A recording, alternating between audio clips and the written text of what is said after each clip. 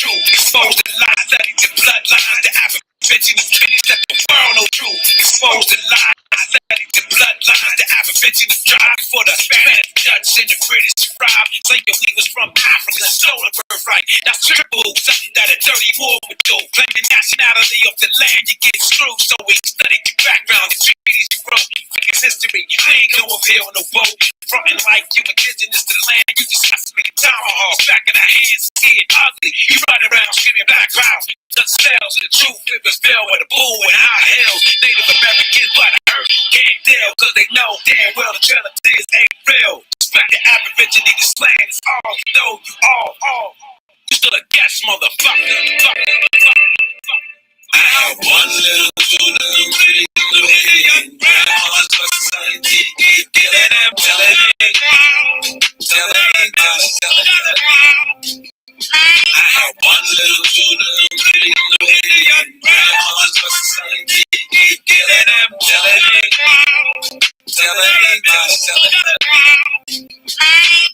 House nigga, real nigga, fake nigga, feel nigga. My skin ain't black, what the deal, nigga? Slip on my real shit, it's Aborigines, owners of the land and every goddamn tree and every goddamn sea. Invaders of a cross, step foot on the land and you can step the fuck off. Brave, you can make a swing the sacred tomahawk. Fucking around with us with that black talk. Fake pics and slave shit, that's the rest. Rape with African blood, you gon' need more evidence. I'm American, Aboriginal, indigenous, Djibouti DNA test. That shit is rhetoric, stay woke. Aboriginal, get out. You civil rights acts, all you can eat, big out. It's not home syndrome, mixed kids out. Phoenix Moon got the antidote, get that shit out. Meanwhile, rapping about my birthright, fuck a freestyle. Each man, each woman, each child. Black race really Indians indeed now. Man, they indeed now. Holly Dog, Title 18, G goes. Girls get big dough, but Phoenix and be smoke. Bring up my peoples out of the sleep mode. We ain't black, colors, Africans, or Negroes. I got one little, two little, three little Indian grandmas for society. Killing them, telling them. I have one little, two little, three little Indian grandmas for society. Killing them, telling them.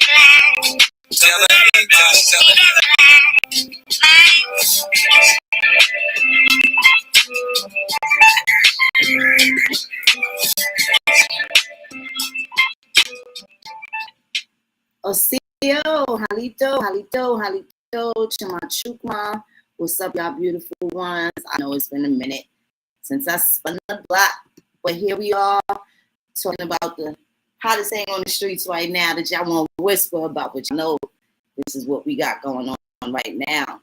I want to welcome my guests. We got Brother Jamal, beloved Ishmael Bey. We got Wild Indian or Underprivileged Negro. But we're in the building and we're going to discuss the petition. Some of our other folks will be over here soon. Shout out to everybody that was involved. We definitely took our time putting this together. We wanted to make sure we didn't leave anyone out. We kept things fair and square in our dealings. And then, you know, we love America, so we're trying to promote and foster civic engagement. The Indian finally showing up for work right now. Shout out to everybody in the chat. I see y'all pulling up respectfully. And we just gonna get right into it. Let's start reading the petition. I think we've had it out for 8 days now, and let's see what the count like right now. We want to get to 5,000. It would make me feel better. We get to 5,000 by tonight, right? That's how we should do it, so we can get to the next level. We need 100,000 signatures, beloved ones. We have to do this for ourselves. No one else is going to do it for us. And the way we see it, you know, I just going to say it just like this. If not now, then when? And if not us, then who? Right? And that's really what it is. Shout out to all the brilliant people, again, the research and dedicating the time for us to actually put this together. So without further ado, Let me read this. What's the count? Okay, 2858. That's not bad. I think I woke up at about 2400, just a little under 2500. So that's cool. That's cool. So let me start by letting you know this is our opportunity to set the record straight about our family histories, the truth about our honored ancestors, and our right to participate in the process of our own restoration and restitution. And when you get a moment, of course, you want to definitely check out Urban Indian Heritage Society.org for more information, anything you'd like to volunteer, any services that may offer. Send us your resume. We definitely want to hear from you. Let me see. So we got Urban Indian Heritage Society and members there within have created this petition to address the grievances of erasure, policide, and ethnocidal misconduct of the United States government against the misclassified Indian. The same body of people are hereby demanding reclassification of ethnic birthrights, removal or vacating of federal and state occupied American Indian lands, return of assets, restitution, punitive damages, and institutional reform. Egregious acts were perpetrated against misclassified American Indians by the United States government. The aforementioned American Indian is hereby demanding immediate remedy for their descendants and their assets. These demands are hereby listed: reclassification, discovery, access, and redress to all known tribal records that provide direct distinction of misclassified American Indian that are in possession of the United States Bureau of Indian Affairs, National Archives, Department of Housing, Urban Development, United States Department of Defense, and the United States Department of Commerce. Create a federally commissioned genealogical committee managed by the Urban Indian Heritage Society to examine genealogical findings of bloodline lineage for misclassified American Indians, to properly connect birthright, investigate American Indian roles, and American Indian artifact asset discovery and recovery. Create an oversight committee that governs the 7 mandatory criteria for tribal membership and appeals for tribal membership denial within all state and federally recognized tribes. Create sanctioning board to review all grievances for ongoing misclassification efforts from the United States Department of Interior and the United States Bureau of Indian Affairs or the individual tribes also noted in this appeal. The Create Tribal Band Extension Commission approved by UIHS within the Bureau of Indian Affairs to be overseen by the Department of Justice, regulations, and protect the band extensions process and implementation for the misclassified Indians. Immediate and unique and distinct federal protections for the UIHS Genealogical Committee determined misclassified Indian now and forever to be classified as the Urban Indian. Federal exception in private law to supersede the tribal registration requirements for the Urban Indian. Special task force creation for investigation into human trafficking of misclassified American Indians. Federally recognize the creation of the American Indian Political Party, and federally fund access to voter registration in all United States voting districts for all United States citizens. Removal, return. Special committee appointed by UIHS to create report of land, removal through exile, taxation, internal displacement, eminent domain, or other methods that displace the American Indian. Removal of taxation on federal, state, municipal property, sales tax of land, and dissolution of mandate on income tax divestment for the misclassified American Indian. Immediate repeal of H.R. 4238, 114th Congress, in which direct violation of ADRIP, American Declaration of Rights of Indigenous Peoples, was committed and speaks to the sanctioned removal of the American Indian and Negro and replacing the ethnicities with African American, Native American, or Alaskan Native. The American Indian was reclassified to Negro per the 1830 Indian Removal Act. Within H.R. 4238, Negro has now been changed to African American. Special Reform Bill for Social Services, Juvenile and Reformatory Institutions, Jail, Prison, and Correctional System Investigations. Special Reform Bill for Healthcare, Universal Media, Housing and Urban Development, and Education Curriculum for Correction on American Indian History. Independent oversight, the implementation of Indian homeschools, tribal schools, language immersion schools. Implement and fund federally mandated American Indian culture, heritage, contemporary education, and the 7 arts throughout all federally funded American schools from Head Start, pre-K through 12.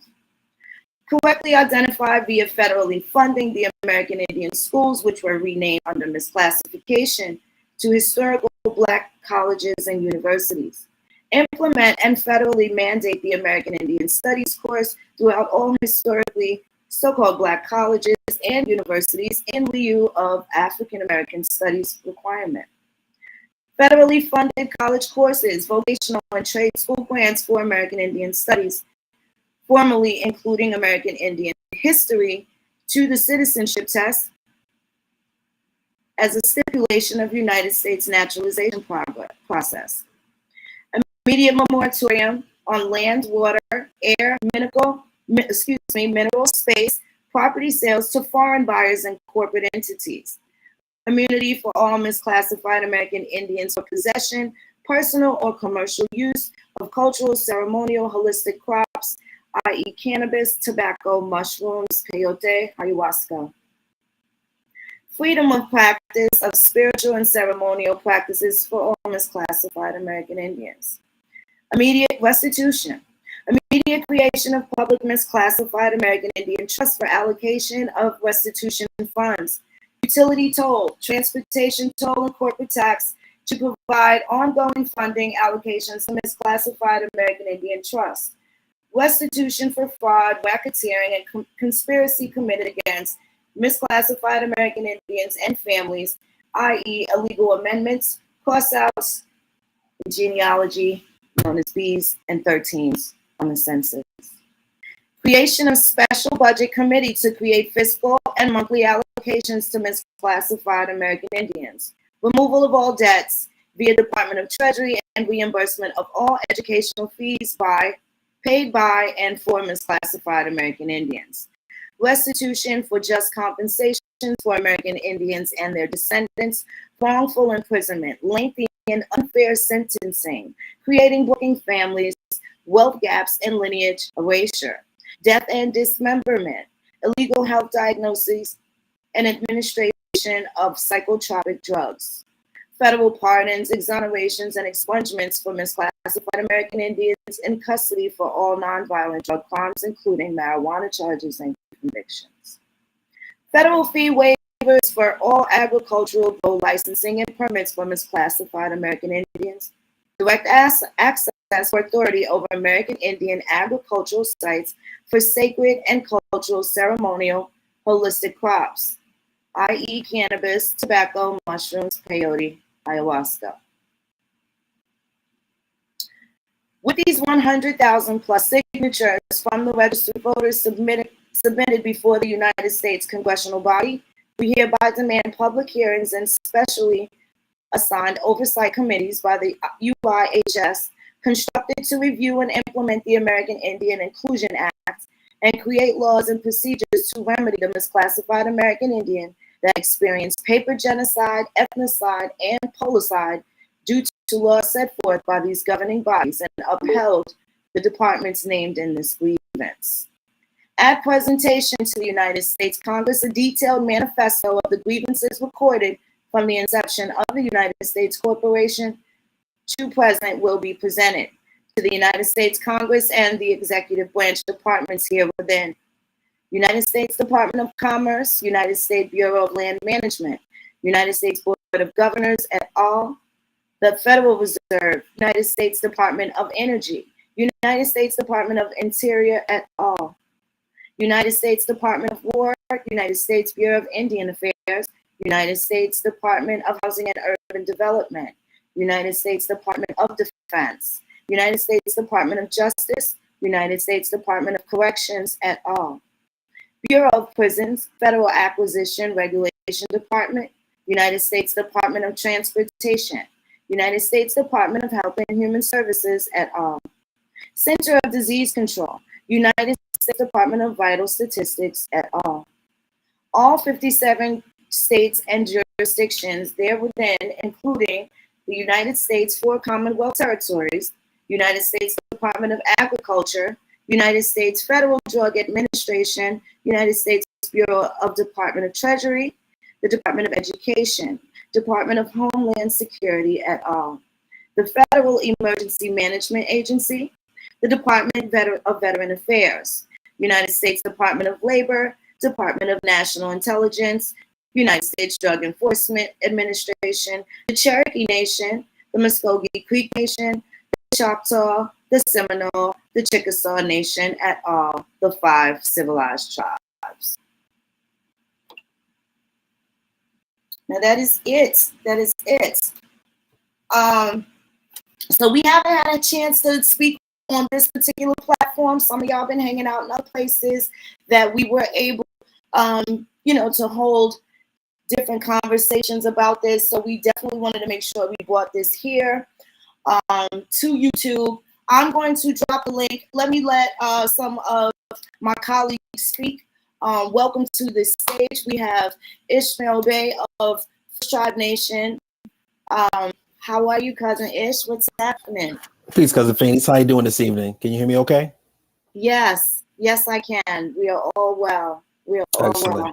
Thank you so much for having me. Absolutely. I want to thank you so much for hosting us here, of course, on your home base, but just the work that you've been doing and that everyone's been doing as far as bringing awareness to the petition. There's so many legitimate questions that need to be asked, and we've taken the petition information to the fan base, to Clubhouse, to TikTok, to Facebook, and we just want to make sure we're able to get any questions that people may have and making sure that we're accessible in answering these particular questions. So no question is off limits, and we just want to make sure we're able to share this information. We've had the media press, we've had Fox News, and it's been in Nebraska and Virginia, and just on the move. So again, thank you so much for hosting us this evening, and peace and blessings to the room and everyone.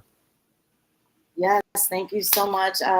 Fox News, Nebraska, I believe somewhere else too. I can't think off the top of the head. Anybody, any of the mods in the chat, if you have the links to the articles that were published, definitely drop them so we can share them out with our beloved subscribers and the people that are interested in getting some act right and some respect put on their name. There's been a lot of course, the distractions. They're here for us to not work efficiently and effectively. And I think that for the most part, people are getting it done. They're walking and chewing bubble gum and doing exactly what it is they're supposed to do. Our civic engagement is extremely important. And there were a lot of people that had appeared upset about the petition, and and I'm not going to minimize any of their grievances or anything, but it kind of got handled the wrong way. We all have the same 24 hours in a day. What people are willing to do with those 24 hours and who they're willing to do it with, I think is very important. Being able to get past little nuances and differences and things like that in order to get something done. Started from the beginning, start to finish. And for that, we were able to prove something to ourselves, that not only can we work together, but we can absolutely disagree on things and still love each other, still be there for each other, not get on the internet and curse each other out, and have a body of, something for the people to present in the long run. So for all the things that happened behind closed doors, to come out with this finished product, the things that happened behind closed doors didn't even matter at all, nor do they now. But just to, again, the evidence that we are able to work together, we're able to work well together and come out with something that is the strongest thing we've had thus far. Hey, Miss Johnson, how are you, beautiful? So, I just want to make sure that, it's out there. I did get some beloved people, and I'm going to shout you out. I don't want you to think I'm ignoring you, and some of you, I respect your privacy. know, we get a lot of trolls and stuff like that, but thank you for the donations. I do see a few people that have reached out, and I do appreciate you. Shout out to you. Oh, you was the first. Well, Celestine actually was the first one, but oh, you was the first to hit that PayPal. Sister Mel, we appreciate you too. And there's a few other people. I don't want to say your real name. If it, you know, text me your screen name and I'll shout that out. But I don't do that because we, you know, got to make sure we protect each other. It's weirdos and things that go on this internet. So, but thank you for all that you have done. You know, we really appreciate you. There's been a lot of people that have inboxed us regarding supporting us and some of the things that they may be able to volunteer their time for. Certainly give us a call. You can check out the website. It's down at the ticker at the bottom, I believe. If not, it's urbanindianheritage.org, right? You can hit us up there, send us an email. We're going to have definitely some time where we set aside so we can chop it up.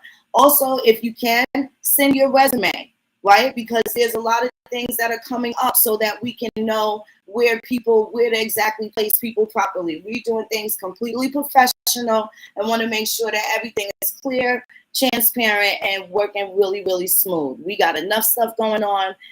We just want to make sure there's no internal kinks and they've all been worked out so that we can continue working smoothly with each other, for each other, right? So yeah, that's that. Definitely send your resume, whatever qualifications you are. Do know that Urban Indian is a 501c3, so we are a nonprofit organization. We have a lot of different things and a lot of wonderful people that are working with us and different things coming up down the line. We have a heavy calendar of events coming up just in October alone. October 8th and 9th, Urban Indian Heritage Society will be at the Indigenous Peoples Day Parade alongside a few other of our colleagues in different companies. I believe Velvet Door will be there also. So the Celestine Collection, Carter's Creations is also going to be in the building as well. And this is October 8th and 9th in New York. Also, Urban Indian Heritage Society will also be marching in the first annual New York City Indigenous Peoples Day Parade. Yay! Claps and snaps for that. So that's happening. And then Urban Indian Heritage Society from the 12th, October 12th until the 15th, we will be at the American Folklore Society. Talking about Misclassified Indians. Also, there's going to be a new museum in Oklahoma that I get to check out at its debut and inception. So I'm excited about that. And then, did I mention the parade? Yep, the 15th also is the parade. So Urban Indian Heritage Society is going to be in two places at one time. We're going to be at that parade, and we're also going to be at the American Folklore Society. And I'm super excited about that. Then the end of the month, we start shooting the documentary with none other than our beloved Chief Warhorse, and I am just absolutely excited. How can we not be excited? We've been working, you know, getting back to good health and everything. I'm very thankful. I have a lot of gratitude. You know, the accident in April kind of timed me out a little bit. I feel good. I love being on grandma time. That's been a lot of the bulk of my medicine. I ain't even gonna hold you. My baby got 2 teeth on the bottom now, and she hugged me and kissed my cheeks for the first time and just wrapped her little arms around my neck, and I just felt like the whole world was gonna be okay. It was lifted off my shoulders, and it was absolutely gonna be okay. And I've been high over that ever since. So that's priceless. Absolutely. Yes, I dreamt about it, and I tell my daughter, like, you know, when she was pregnant, I dreamt about this little baby just hugging me. I felt the hug in my sleep. I literally smelled that baby neck smell, and I felt those little arms. And the way that I felt, I needed it. I needed the comfort. It helped me out of the depression that I felt that I was going in. It was amazing. So now to have that deja vu in real time was just absolutely everything, and it was everything. It was everything. Brother J-Mar, what's happening with you, beloved? How are you? Peace, peace, peace, everyone. I'm good. I'm just glad to be here. Glad to be a part of this process.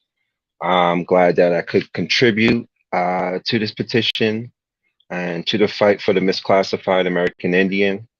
And I'm here for it. I'm down for it. I don't got nothing but time. That's what's up. That's what's up. Wow, India, what's up, beloved? How are you? Peace, y'all. I'm good. I'm good. I'm excited to be a part of the organization. I'm kind of in disbelief. It's like a dream come true that we actually take the step forward to stand on our identity of being on like who we truly are. I didn't expect it to get pushed back when we first put the petition out there, but I kind of understand where a lot of people coming from because I kind of come from their environment. So I hope that we can be on level grounds and see one to one on what is actually going to come. Because at the end of the day, if you can't find the tribe, you still have family, and we still gonna be family at the end of the day. Like a lot of people probably think it's gonna be a different how it's gonna be if when we go into our tribes and stuff like that. But that's how we kind of got the misclassification and our identities being taken because we was around other people. But I still don't see a problem with that, and I'm willing to work with others and bring them in as a family because that's what it's all about is being a family at the end of the day. Even though we have tribes and stuff, I'm gonna close my mic right there because I'm in disbelief. I'm not even gonna play. I'm about ready to cry. You know what? I know it gets like that. You know what? But I'll tell you what. That's the desired emotion, beloved, and that's what we have to work past. That is the desired effect. It's been the same for our ancestors trying to fight off this same, this box. And people ask, what box are we in? Well, me as an American Indian, if I need something here in my country, I'm either forced to assimilate. I am forced to respond as Black or Hispanic in order to qualify. As an American Indian, the things that are available for the American Indian are no longer available to me because now they are available for Native Americans.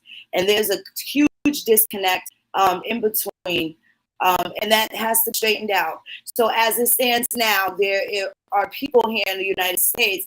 You can be whatever you want. If you decide today you do not want to be a woman tomorrow, you can buy a phallus and they'll call you a man and nobody gets to say anything to you.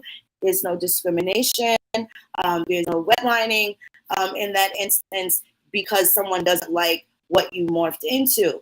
It's the same thing. If a male wants to be a female tomorrow, he can. There's no clapback. There's all these different gender assignments now. When it comes down to gender, there's only 5 races, and there's a gatekeeper on the one that I actually happen to be a lineage to. And I find that really, tough to swallow.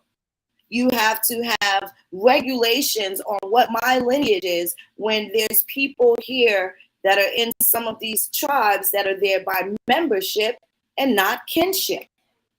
So for the American Indian to be excluded from pretty much all federal protected activities that are available to American Indians, everybody else is in violation of the law. Where do I have to fit in here in our country? And that's kind of where we've been. And this is where we want people to pay attention, that not only are we not dead, we are here and we're demanding some reciprocity, some for some of the things that we've owned out. Where is the love? We've showed love to everyone, strangers, foreigners, everyone, and we don't have the support that we should, especially from the people that we've been able to help them sustain themselves, right? They've been able to preserve whatever parts of their culture that I don't want to help myself to. That's their culture and it's there for them. And I don't mind that they even respect and share their culture in my country. but at the point where mine is taken from me and I'm not allowed to be exactly who I am. We are not allowed to be exactly who we are without encroachment or infringement, then it's a serious problem. So I just wanted to make sure I mentioned that. It looks like a lot of people have questions. Thank you, Rodriguez Perry. Thank you so much, beloved. Rodriguez Perry said he signed the petition. Thank you so much. There are people that do want to ask questions. How do you guys feel? You guys on the panel okay with me dropping the link? Oh yeah, absolutely. Please, we invite for the questions and the accessibility of questions to be asked. Yeah, I think it's really important that they have that opportunity to do so. Yeah, definitely. I'm here for it. Okay, fantastic. Give me a second, and I'm going to drop the link. I want to thank the people who've taken time to actually sign the petition. We've been asking to sign and share, and it's so beautiful to see. From the original, those who formulated the petition, and then it grows to 10 people, and then it's 100 people, and now it's 1,000 people, and now it's actually a couple of thousand of people who sign a petition. And to see that evolution and that growth is an indication that, number one, that you're doing the right thing, but also number two, that people are looking for their own voice. And whether you're speaking for yourself, it's bigger than you. It's bigger than rap. What you're representing is those who didn't have the opportunity to speak for themselves, or maybe had an identity that they were forced to hide. And in doing that, they prayed for a day that someone probably of their lineage and their loins could come up and actually rectify something that was taken away, whether that was land taken away, identity or language that was taken away. They're looking for justice. And this is what we fight for. We fight for not only for us, but for that next generation that comes after us. You heard Cousin Phoenix Moon talking about the love and the care and the affection and the vision of what she has and what she wants to share with her grandchild. Well, that's what we want for our grandchildren and great-grandchildren. We want them to be able to live in their identity and in that truth of where they are. They are home. So we want to make sure that we represent that also. And that's what this petition represents. Shout out to Mizak. Mizak, thank you so much for your donation.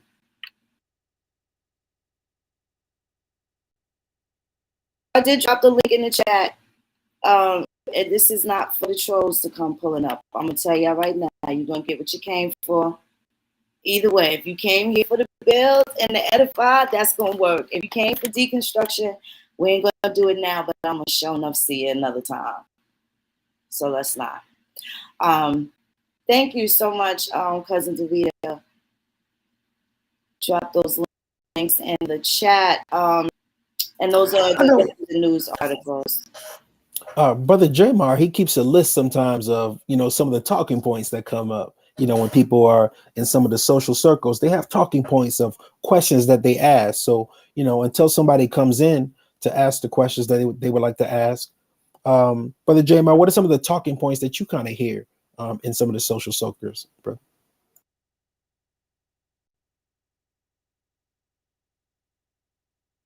Yeah, those talking points are very important to how people build for the next 20 years. So, Brother Jamar, if you got it in you, can you please run down those tired ass talking points, please, sir? It never gets old. No, it does not. I think his computer had froze. I don't know, Brother Jamar, you there? Okay, yeah, I see him. No, I'm here. I had to find lists real quick. I got it right here. So yeah, these are a couple of talking points, tired ass talking points, as I would like to say, that we hear repeatedly through the rhetoric of, let's say, the public education indoctrination, right? So it's about 14 of them. We're still compiling them as we go on. The first one is all American Indians died due to smallpox. Number 2 is African slave numbers. Number 3 is slavery in colonial 13 colonies. 4 is a reclassification. 5 is the out of Africa theory. 6 is slavery started in America with Africans. 7, the American Indian contrary to the Native American. 8, Black American culture is African. 9, we were all raped / or have slave masters' last name. 10, Native Americans in the Ice Bridge. 11, Indians come from India. 12, where's our language? 13, all American Indians live on a reservation or are a part of a tribe. And the last one to round it up for the tired ass token points is that's not Indian hair or you don't look like Well, thank you, brother. Thank you so much. Appreciate you. Yeah, so those are the talking points, and we'll be happy to address some of those too if y'all got questions about those. But those are things that we would address over and over again in all these different forums. So we're happy to go over them at any time. If anybody else has any other questions, though, they feel free to ask them, please. Yes, I do have space for 2 more people to come up and ask questions on the panel. I did drop the links there. It's too hard for me to monitor the chat because we're on like 5 different platforms right now. So if you have any questions, definitely pull up. Thank you, Ms. Johnson. Thank you, Ms. Antoinette. Shout out to the hip hop artists too that stepped up too. We know we've had some of the hip hop artists that's stepped up with the petition and just embraced it. You know, they're helping to promote it. You know, signing and sharing themselves and stuff. So, you know, definitely shout out to them that they're stepping up. And of course, there's still a lot of other artists that do represent the American Indian lineage. And we reach out to you too if you happen to come across this. You know, make sure you sign and share the petition. Feel free to hit us up. And there's been some of the athletes also who have reached out. We do appreciate y'all. So thank you so much for participating. We don't take that for granted. Thank you. Yes, indeed. I had thank you to Brother Carameo. Thanks, Tanari. Thank you, sister. Thanks. Shout out to Brother Carameo. He pulled up. He supported the petition. Also want to give a shout out. I think Big Chief shared the petition as well. I want to give Mr. Jack Pearley from the House of the Blues Hall of Fame. Wanted to shout him out as well. Just making sure we circle around the white people. There's still some more things that are going to occur as you know we move closer to Indigenous Peoples Month. So I'm excited, especially surrounding the different activities that we'll be attending. So this is gonna be dope. But I dropped that link in there, so if y'all gonna pull up and come through, you might want to come through now. We are not going to be on here for 5 and 10 hours. I'm gonna just say that right now. But we definitely wanted to hear from you.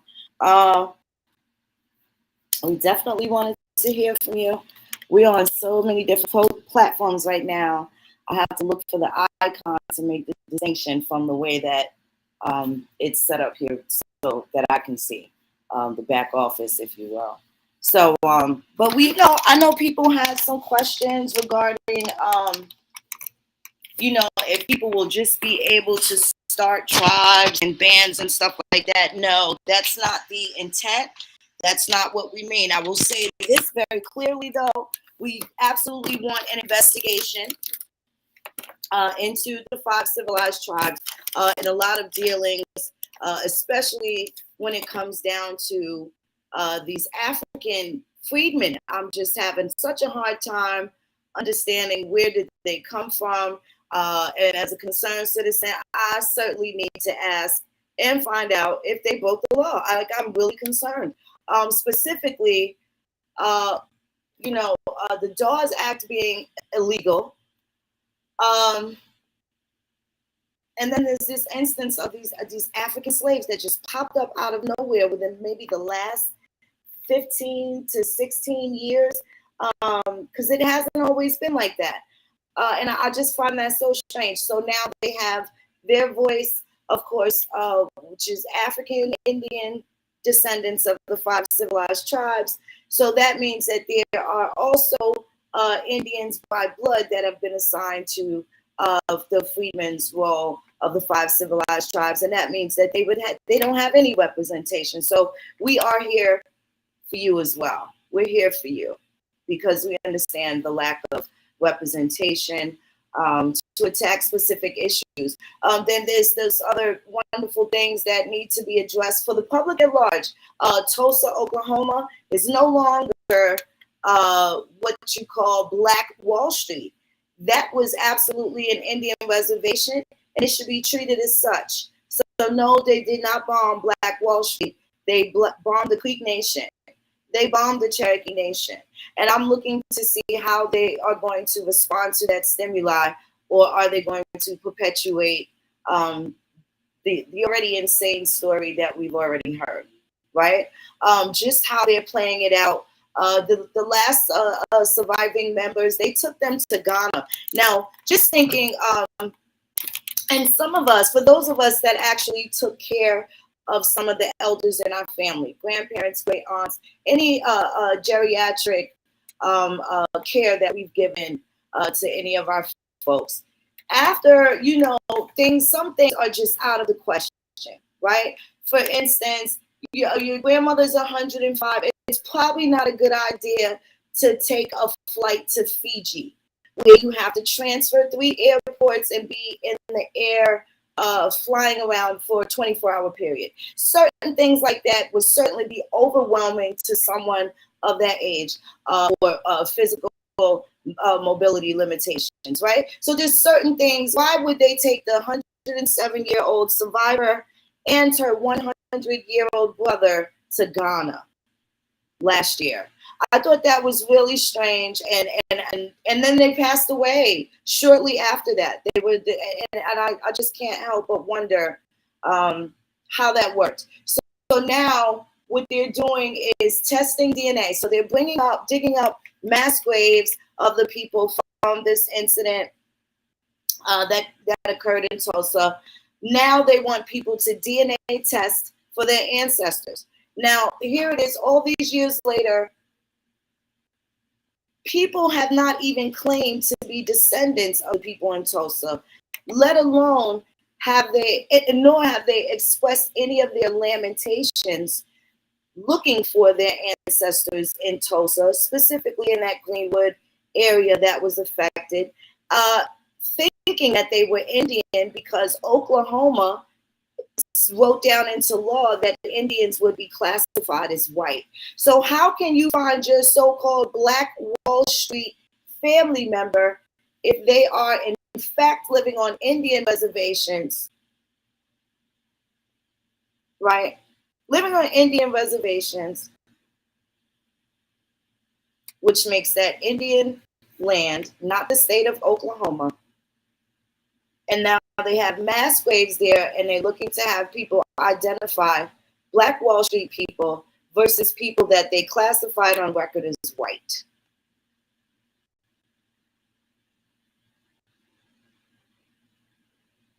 So there's a lot of questions again. You have people asking, how come we classified? We say we're reclassified.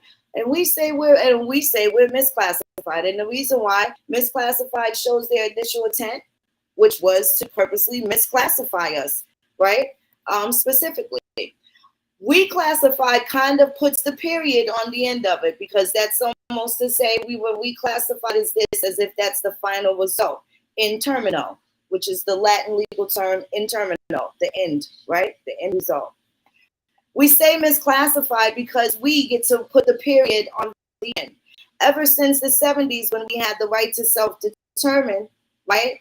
No one put a gun to anyone's head and made them say Black, African American, Negro, whatever at that point. So this is why we stuck to misclassified. And that's in case anyone in this crowd that's watching this live right now is curious as to why we said misclassified versus reclassified. So there's the answer for that. Let me drop this link again. Anybody got any questions? You come on up. And also to clarify about the Oklahoma situation, you do have the elders Like Miss Viola Fletcher and her brother and things like that. They're pushing back the talking points. They always use the excuse when you try to get retribution or justice, they sit there and they try to tell you that, well, there's no survivors around. I didn't do it. My great grandfather did it. Why am I guilty? Now you have someone who's over 100, 107, 108, or whatever years old, respectively. They're still around. So now the talking point is, well, if we pay them, that'll divide the whole community. We can't pay them. That's going to cause an issue of racial relations. So now they've moved back. What they're really trying to do is stall them out. What they're really trying to do is just say, why don't they just go away? And then we can go back to the other talking point that there's nobody around. So, they're just moving around and pushing back the finish line and coming up with all these excuses. Ultimately, what needs to be addressed is this. The Indian Removal Act was illegal. It was an illegal act of what took place. We have the proof, we have the evidence, and we have not had one single attorney in any arena ever challenge it. I don't know why they're cowards. I could care less why they're cowards, but it will be addressed and it will be answered. So there's a lot of things specific to the petition and specific to what we're demanding that will be addressed in the legal arena. So this is why this is so very important.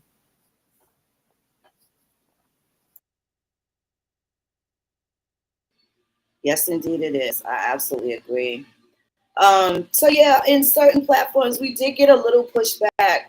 Nothing that the Indian isn't used to. We've been used to it in all these different platforms that people are not very tolerant or, welcoming, let's say.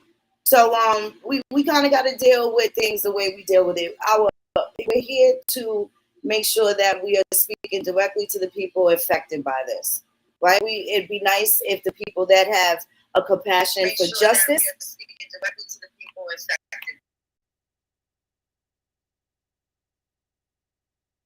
I'm sorry, my phone is also playing. It'd be nice to have the people that are affected by this participate, of course, but the people that would like to see justice meted out, right? See something right happen in America, mete it out. Then they should have no problem lending their support, right? Especially for anybody that has been any contributor to any of the current status quo. If Joe Biden can get your vote or your approval, what's the problem with approving the fact that they have a gatekeeping over my entire lineage and heritage? What is there to really explain or lamentate further about? Everybody else here gets to be, except the American Indian. No one should be showed. The amount of antipathy that's been expressed by various groups of skinfolk people, I think that's the portion of it that Jazz was speaking about, Wild Indian was speaking about, that is painful. The trolls, they absolutely came out. And these are also people that had no panacea whatsoever. A lot of them spend their time just trolling. That's what they're here for, I guess. Again, people will see what they've done, what you've done with your time. And what we've done was construct this, not only this petition, we have a 75-page manifesto detailing and documenting our timeline here, told from the misclassified American Indians perspective. And we, again, as Cousin Ish mentioned, we have pure facts. And I think also a lot of people they were very busy trying to conform to these different things when we're pointing out the fact that a lot of these processes were unlawful and illegal. And that's the angle that we choose to stand on. The truth doesn't need to go through backflips. You know what I'm saying? It doesn't need any knees to crawl or any legs to walk. It stands on its own. And we should be confident in that. We are confident in that. And that's pretty much, the bulk of it. I did drop the link here. It didn't look like anybody else. Let me see.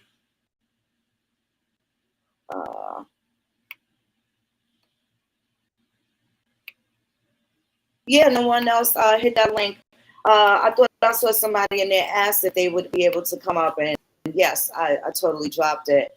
TPZ, to make it out the sabotage and see the truth of everything, finding out my right to knowledge was violated and made to pay for it. Isn't that right? That is right. And that's so very important because you're correct. You know, we were not only forced to be misclassified, but we were forced to we're forced into this reality by a system that was put into place. They literally made it illegal to be American Indian. And the ones that they identified, many of them were forced by the United States Army to relocate. That then forced other people to have to stay back in the ancestral homelands. And if you are identified in the ancestral homelands, they then put another system in place to make sure that if you were a landowner, they would then create entities like what was called the White Citizens Council. The White Citizens Council was also a spinoff of the Ku Klux Klan. So if you were a landowner, there were systems in place to where the person would be the sheriff in the daytime and a Klan member at night. They would identify who the landowners were, kill the landowner to run off the rest of the family, then move into the home and take it over. These are entire systems in place. You can pull up the term drown towns, where they would systematically drown black towns out, put a lake over it, go and then float on top of it after you've killed the people or run the people off of the land. You would use things like eminent domain. We saw the Bruce Beach family of what took place with the Bruce family, and salute to them. They were able to get their land back, but systematically they would use this term eminent domain to take out black ownership, cutting off black economics, cutting off black land ownership of something that could be passed down by generation. All of this has to be addressed. It was illegal to be black and live in the state of Oregon until 2001. I'll repeat, it was illegal to be black and live in the state of Oregon in 2001. This has to be addressed, and no one else is addressing it. So yes, there's going to be a reckoning. And yes, there's going to be a filing of the proper documentation and paperwork so that we can get the answers and get just compensation. Yes, indeed. That is correct. It looks like we have a guest here, and I'm going to just say it real plain. I hope you ain't no troll, homie. I'm going to just say that. Welcome to the stage. How you doing? We got Brother Idris Abdul Salam. What's up? You got to take your mic, your mic off mute, honey. Can't hear you.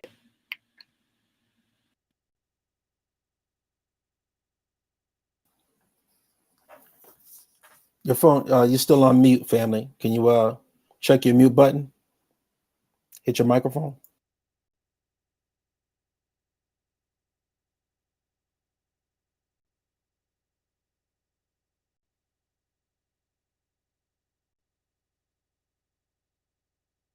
You gotta hit the button. You have to hit the button, honey. Yeah, check your computer screen and see if you can hit your microphone, family, and we'll be able to hear you. Right next to the button you use to turn your camera off. The sound is.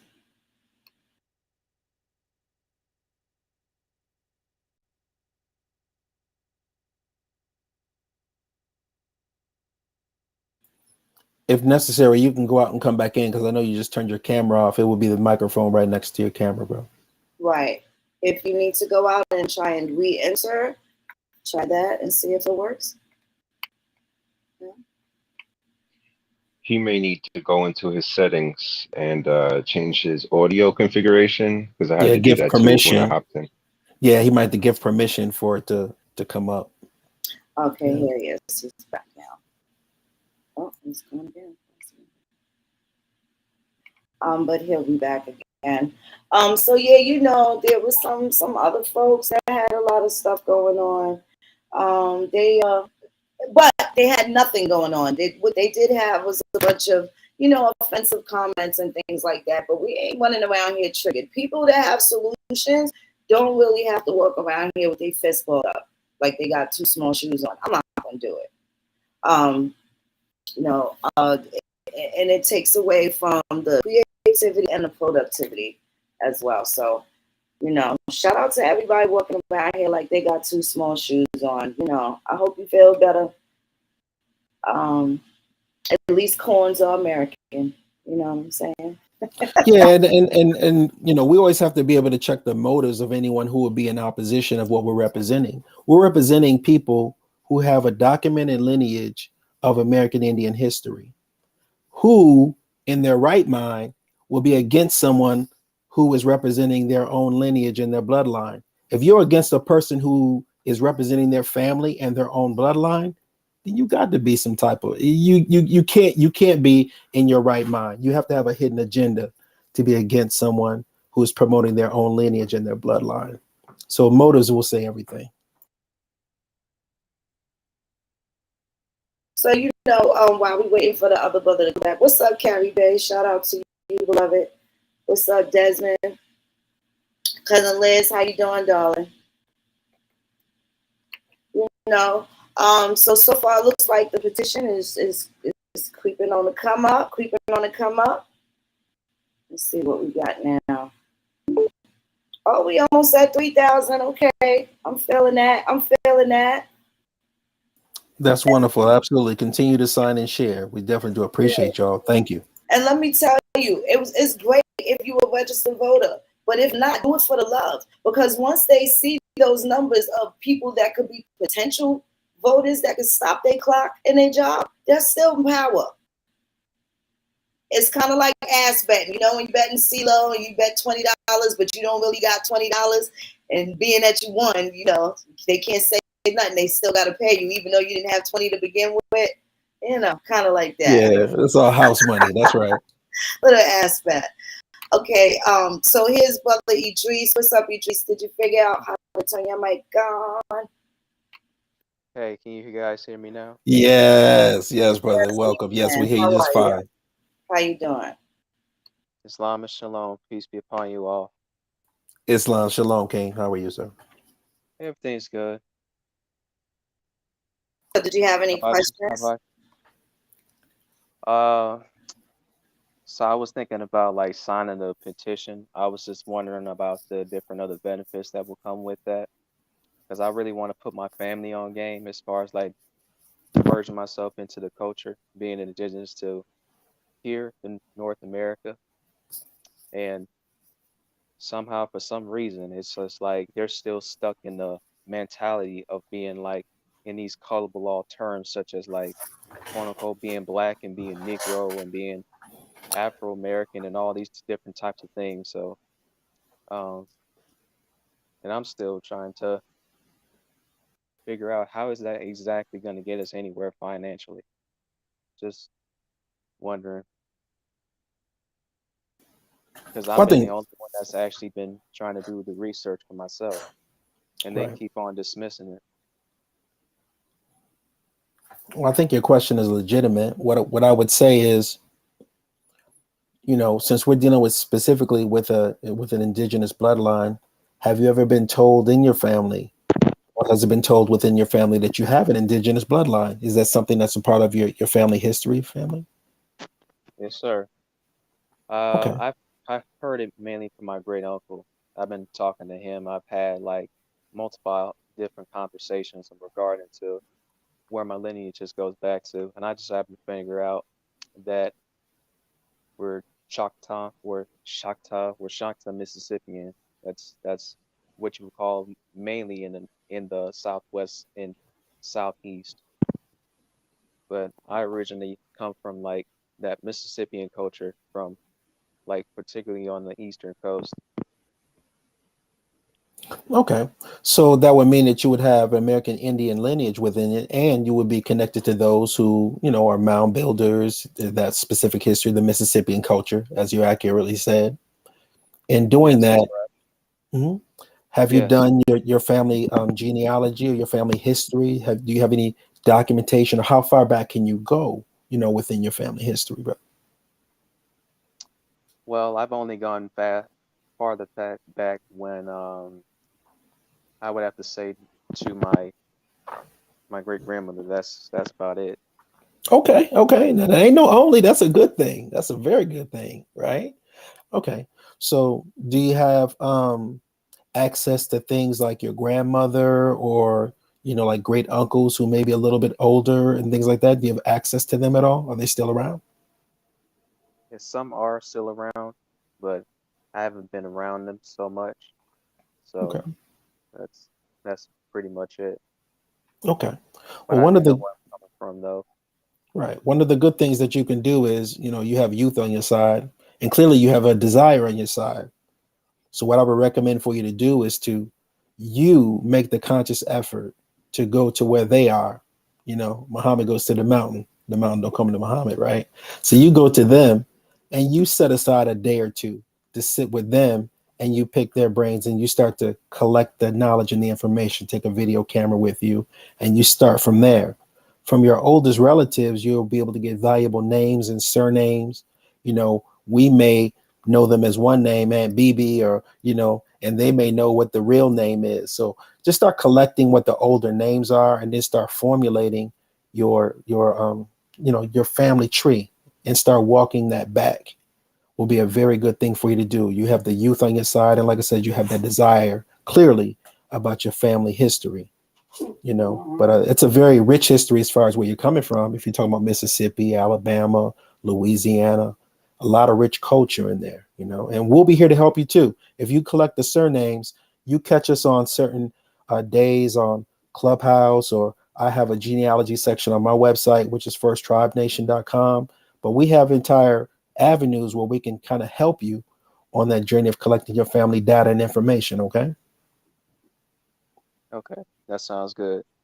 Yes, sir. As far as my genealogy, I have not done that yet because Hmm. I haven't really gotten like straight to the paperwork, like having to go through the process. I got to go through the paper trails, and as far as like going through all the records, but I definitely was able to catch on to like the different misclassifications, reclassifications, Right. and different people being misbranded, people going to different other jurisdictions, and then now they're being misplaced, and now one people being what they would call like under under under indigenous servitude, because there wasn't any slavery, there was only indigenous servitude as far as what these countries is concerned, from all the way to Alaska down to places like Chile.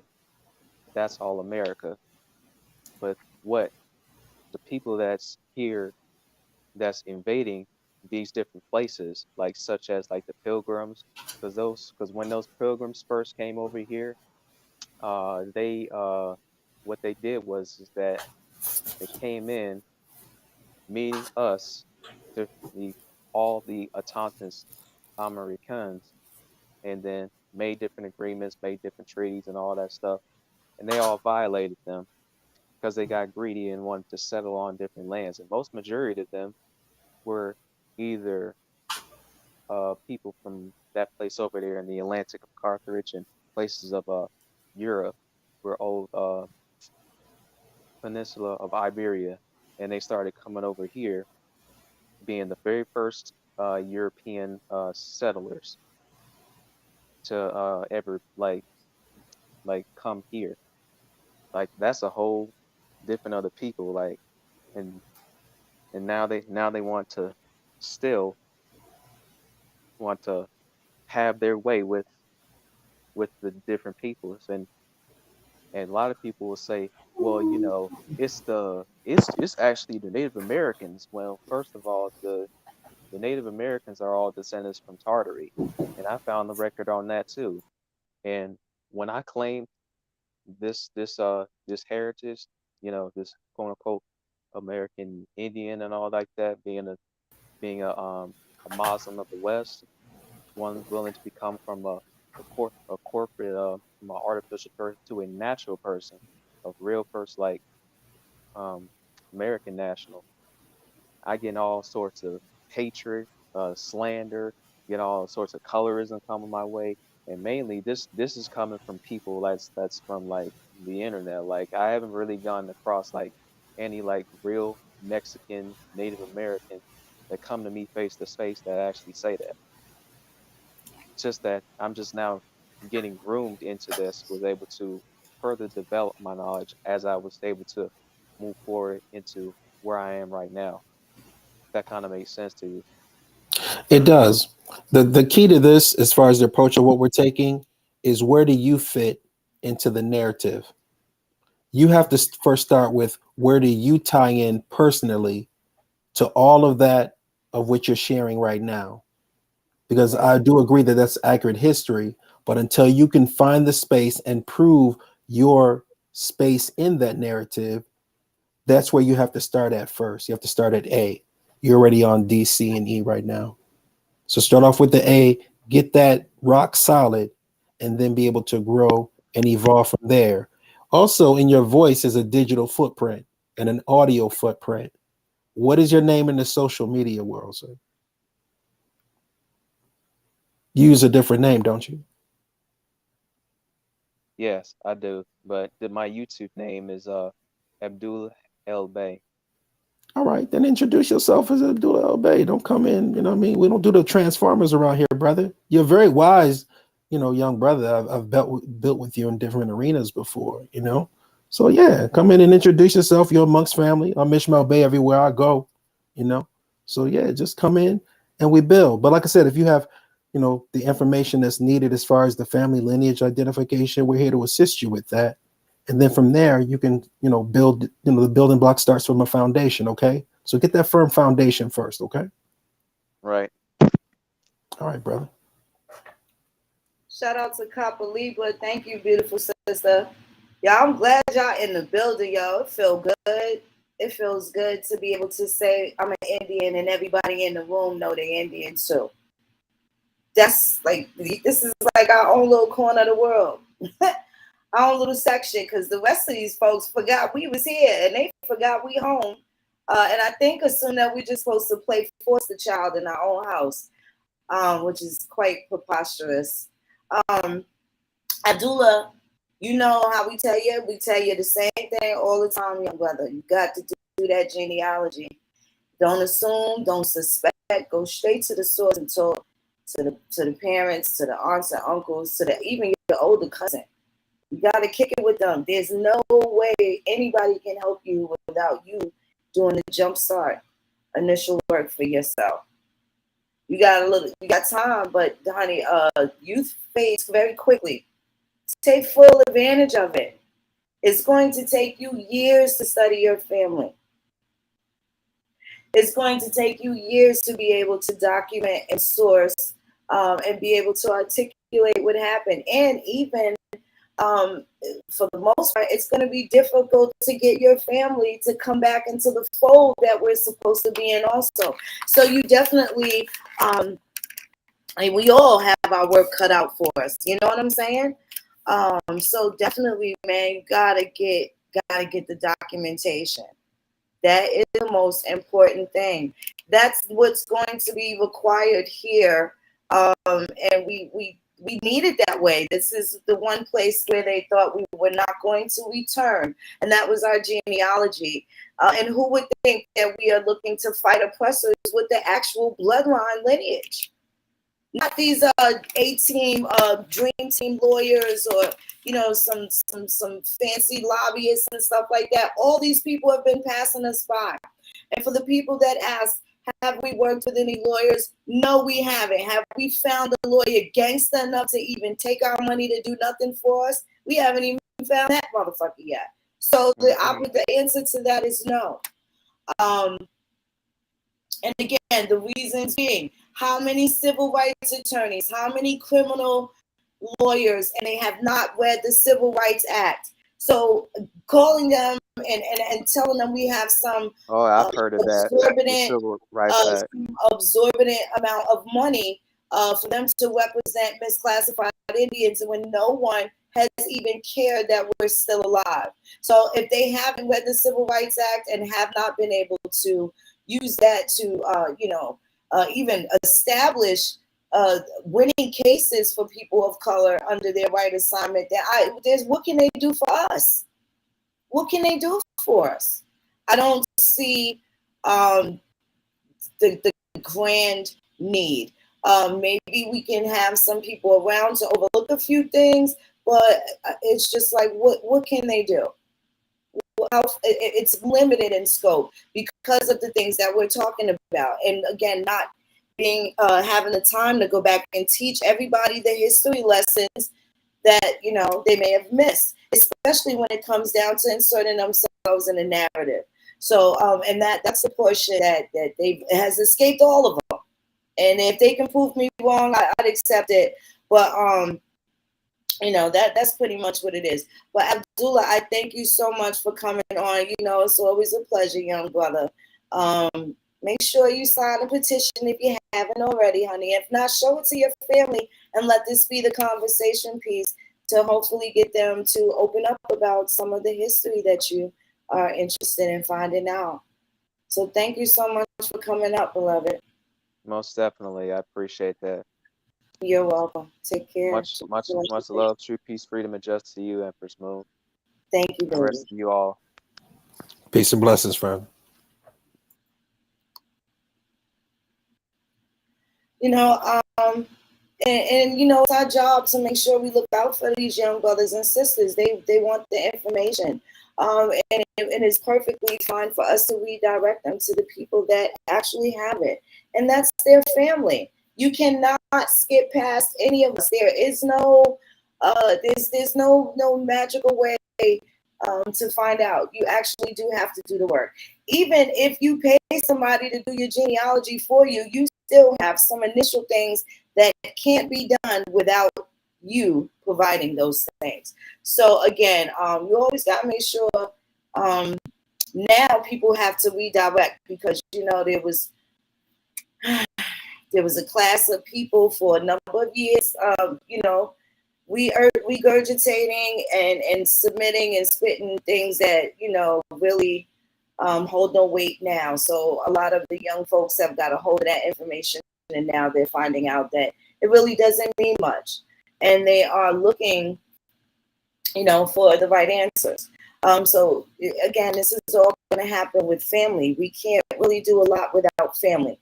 And if people aren't being honest about that, then I think they need to take a deeper look into things. Also, let me answer one of the questions that I saw was a problem for people.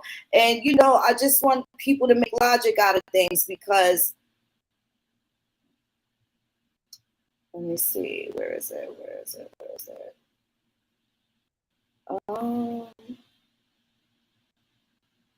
Because people are asking questions about land patents. I think that's what it was. Give me 1 second. Let me find this.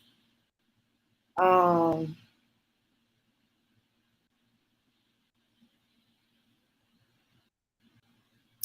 it was regarding people going to their tribes. So now this is how I'm going to tell you, a lot of people been listening to a bunch of bullshit, because when it comes down to these 5 civilized tribes, for one, I want some things to be produced, okay, for me to believe your ass. If you are a part of the 5 civilized tribes and you know for a fact that you have a land patent, and you're saying that they won't let you in the tribe, and you are absolutely certain that you have a land patent, if you do not go to the tribe through the nation that issued the land patent, how are you going to get it back? How else would you get it back? And for people to insist that you don't go to your tribe is fucking insane. Hey, don't cash that lotto ticket. Just hold on to it. We all know you're rich. And that's very selfish, right? Because people are using their bias and prejudice to help influence others in decisions that may not affect them directly. And that shit's a little unfair. Now, it's a different type of fight for somebody whose father, grandfather, or whatever has a land patent in the 5 civilized tribes than some of the rest of us that still have our individual patents from our ancestors. That's different. And I don't think people know the difference. So if you have anything from when your folks were tribalized that is held in trust for that tribe, none of us can help you. Go to your tribe and go and get your things. If the list isn't open now, check. Say if you are tribal affiliated, you're gonna know when the rolls are opening again. You're gonna know what you need to, to have in order to meet your membership requirements.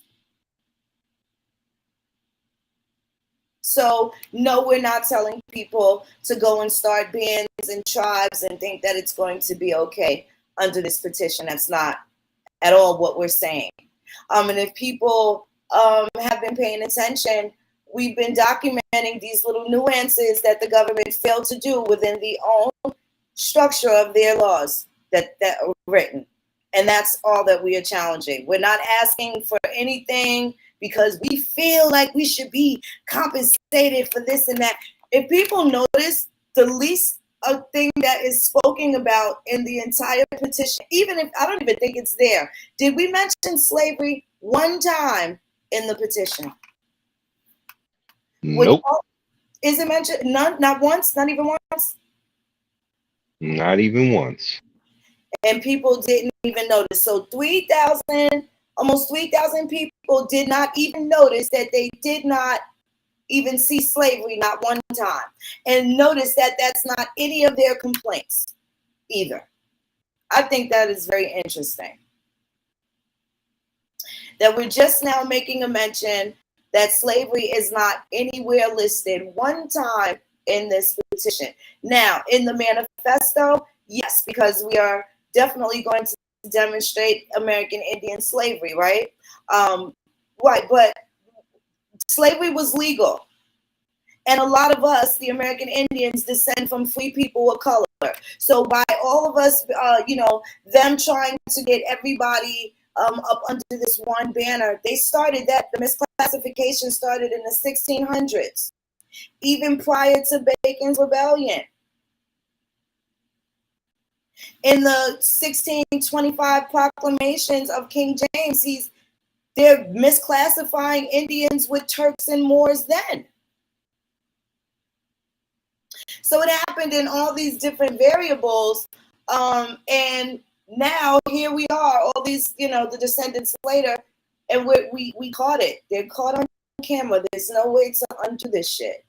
And what they've been able to do is have everybody under this one so-called black umbrella, and that's why several things. We have not all been able to get along, right? Because we're not the same people pretending that we are, like trying to stuff a square peg in a round hole, right?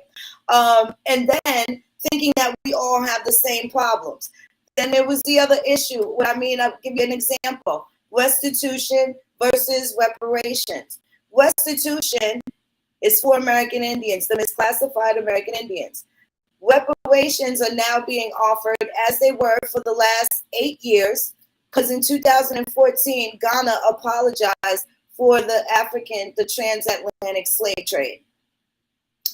They are the responsible party for the transatlantic slave trade.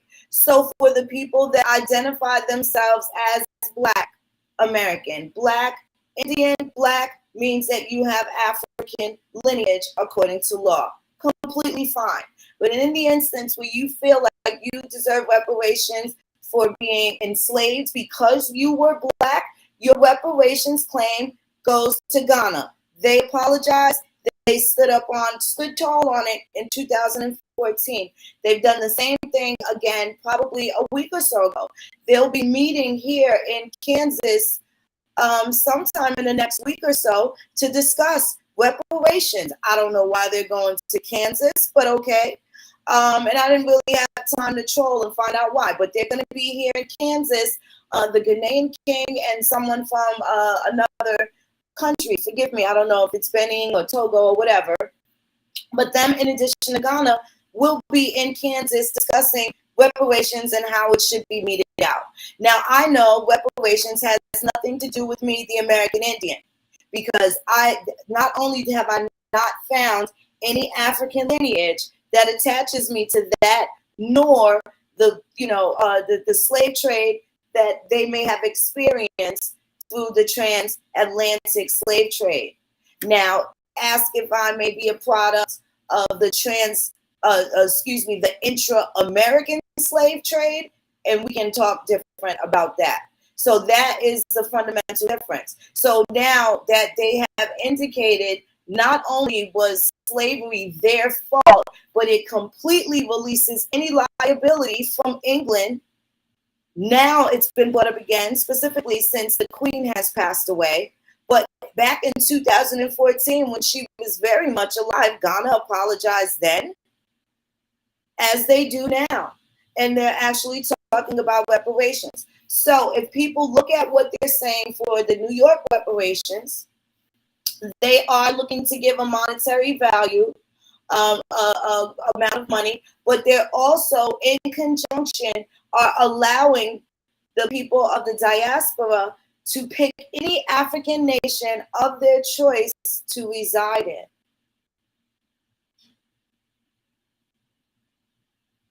So this is the great thing about self-determination. So now that everybody has the right to identify, now people of African American descent will be able to get some justice from their country that actually got them here in the first place, or the direct contributor of getting them here. Now, what does that do for the American Indian? It doesn't do anything unless we have partial lineage to that. Then, of course, that would, absolutely include you. But for the American Indian, that is nothing for us. It's not anything that we will be able to participate in because that's not our story. Right? That's not only is it not our story, but we have the documented proof. And, it's always been that we've had to share stories with everyone. Everybody's heard the stories of African slaves being sent here, but they've never talked about Indian slavery to the capacity of actually the people that are identifying themselves as these people that they say they wrote off. So it's really interesting how people are kind of stagnant when it was such a fierceness that they, momentum that they had regarding reparations, and then the actual people that are responsible for it say, hey, we did it, we're sorry, we want to do things different. And it's almost like the people here in America that are looking for reparations for slavery, they don't want it from the faces that actually sold them, they want it from the faces that told them.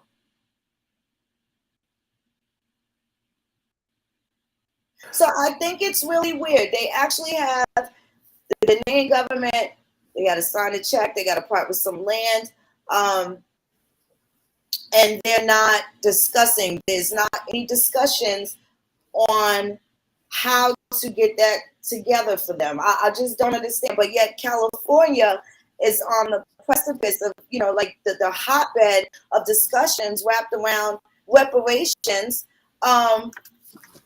which is quite interesting considering California was a free state and they weren't even added to the Union till maybe 17 years prior to the end of slavery in the United States.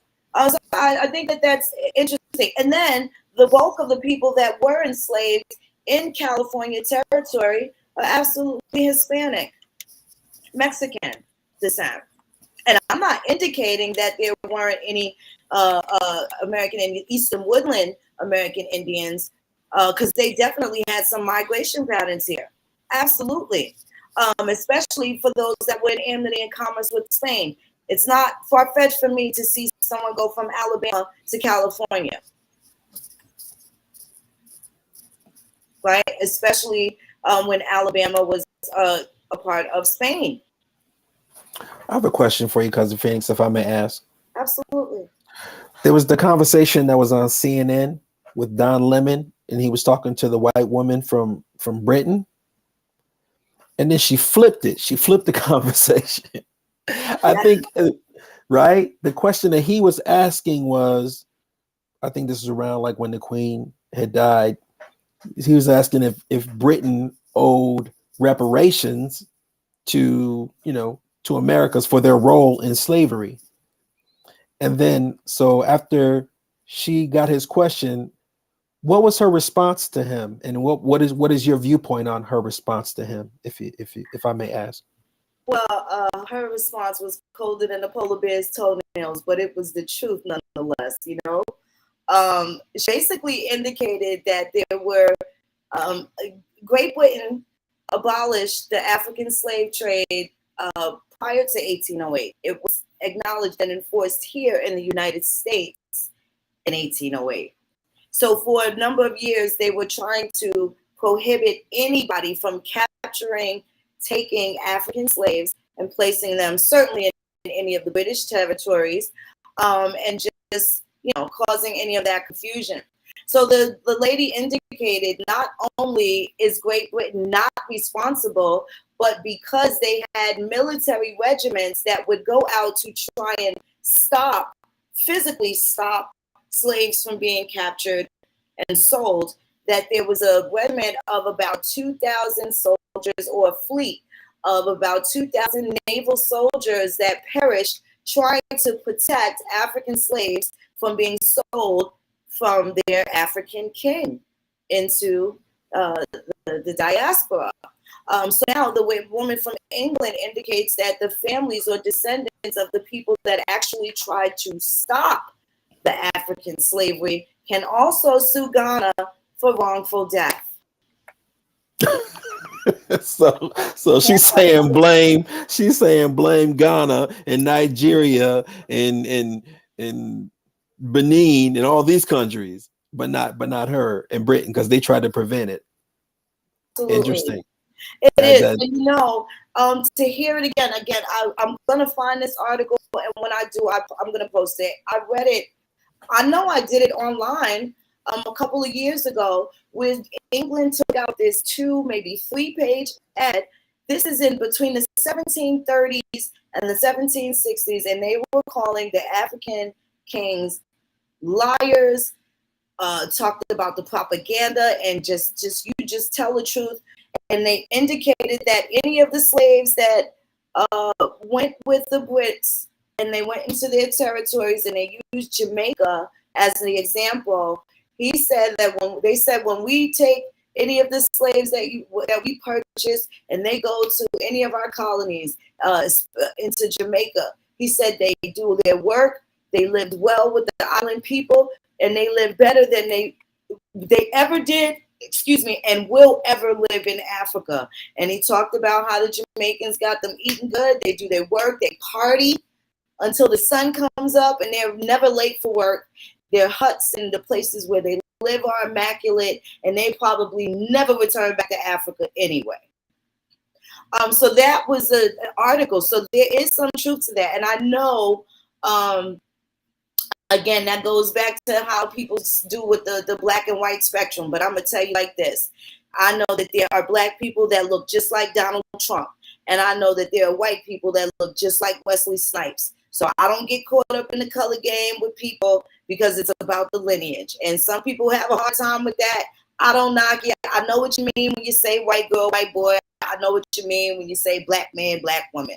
But that don't mean that it's the right context, and it doesn't mean that I'm going to imply the same level of bias or prejudice to it. I'm not going to do it, because I know that black and white are the same people. And as it stands, me languishing in the corners of exile in my own land, they both been against me.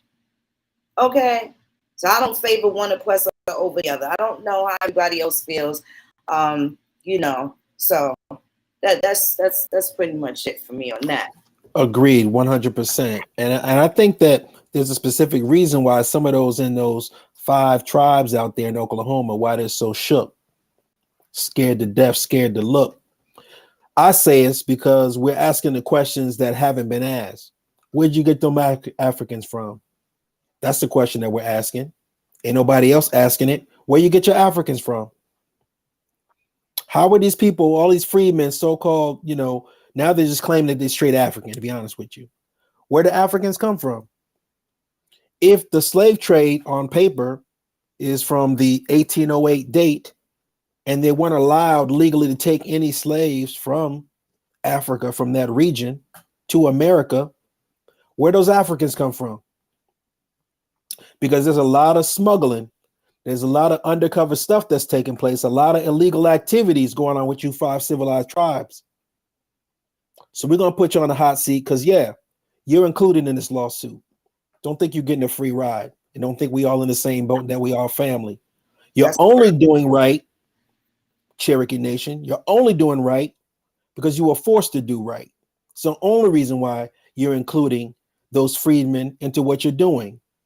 In truth, you're just as racist as those other ones, regardless of if you're Chickasaw or any other rest of them. Crackers are crackers are cracker. We know that. So you're not fooling us by the deeds of what you're doing. It's not coming from a pure place. You're doing it because you have to. But they're still not going deep enough and applying pressure on the injustice of what you're doing. They're financing apartheid in Oklahoma. They're financing apartheid all over America with many of these tribes. And the bag that you're getting is casino money. The bag that you're getting is the health care and all the stuff that comes along with it. And you've isolated and you've written out those who look like you and I. That person on that wall right there is darker than me. Those are the people that were enslaved also. And those people right there were written out of history. And many of us come from those people that come from those walls in Mexico, South America, and in the southeastern United States. There were people that looked like us that greeted those pilgrims. So there's going to be a reckoning, and we're going to get it. So this is what the petition is representing, that part of that truth. And we're, asking some of the difficult questions that other people, I don't know, they were kind of busy trying to conform to unlawful, illegal things. Maybe they were scared to ask. It's neither here nor there. We're going to ask the right questions and definitely going to garner some different responses and answers to those questions, right? So I think I was trying to find it, someone said, so we listening to the British now? Well, if you didn't believe the British in 1750s, how about when Ghana in 2014 and probably 4 days ago said it again? How many times does Ghana have to say, we are responsible and we are responsible and we owe them reparations? It ain't nobody's fault that niggas is so color struck that they won't even take what's really truthfully due to them according to what their story is. Now they're apologizing for chattel slavery. They gave it a specific African chattel slavery. Ghana is saying it's our fault and we have to pay reparations. How come these people don't think Ghana money green? Or does it have to come to the U.S. to make them feel better about what they've been lied to about as far as the gimme that got them here? So now that they know African kings were responsible, you didn't pay your taxes, your granddaddy didn't pay taxes, maybe he stole a horse or something and the king said, get rid of him, give me some of them shoes. Yeah, a lot of those variables happen. But now that you see that there's skin folk at the center of it, accepting accountability, and there's still a false perception of something that didn't happen, and those are the people that have to pay. I just think that's ridiculous. Yeah, ain't nobody trying to hit them fools. Ain't nobody talking about Britain is telling the truth and not the truth. They're telling the facts. And that's the fact. If you don't believe that Ghana's coming to the heartland of America, Kansas is considered the heartland of America, dead center. They're coming there to tell you what they did, and you still don't believe them. If you choose not to believe them coming from their land to the heartland to tell you what they did, I'm not here to convince you. We're talking about the people who understand the facts and who are mature enough to understand the difference and can actually compartmentalize the differences of what's going on. Those are the people who are to sign the petition, sign and share, because they understand the fact that, listen, this is dealing with the law and the truth, and this is above anything that's emotional. The facts is that Ghana is admitting their role in this. We're not forcing them to do that. And what we're saying is that there's laws and retribution of what takes place in many different levels. If you're the African lineage and that's of something that addresses you, then this is what you do. And we're here to support that. No one here on this petition is against anyone who has African lineage. if that's what you have, we're here to support that, because many of us have a partial African lineage also. What also has to be addressed is our American Indian lineage, and that's what's being ignored, and that's what's not going to be ignored. So that's what we're addressing. So there's a difference, but we're here to bring light to all of it. I hope that clarified. Yes, I hope it did as well. I'm going to drop the link again. Definitely, if you got any questions, it's on the pull up before we pull out. Hold on 1 second. Let me put this here for you. I'm looking for this specific question. I think I may have answered it when they were talking about why would people go back to their tribes. You got, again, the color stuck people. She want us to go to the Mongols, like looking for any little thing so you could fucking blame Phoenix for, right? And that's just like the immaturity. But we've been here. I've been here a long time. I didn't see how everybody give it up, okay? Whether I'm mentioning shade or not, I see how everybody give it up. All right. But you know, and just if they think that it got something to do with so-called Mongoloids, they don't want it. Like, they'll cut off their nose to spite their face. And to me, that is ridiculous. If that's what you came here for, you want to be an exile island, that's fine, honey. Go. Nobody's gonna stop you. But if you want to do what you gotta do, you're gonna have to leave some of that hard feeling shit behind so that you can make a conscious decision for you and your family. Some of y'all got white baby mothers, and if that child married two lines to the left, they ain't gonna see no resemblance of a Negro no more. So y'all need to cut this shit out. It's not gonna change who you related to, though. And I think that's what, you know, people are dealing with. That's I don't know what makes them feel the way they feel, right? I don't understand it.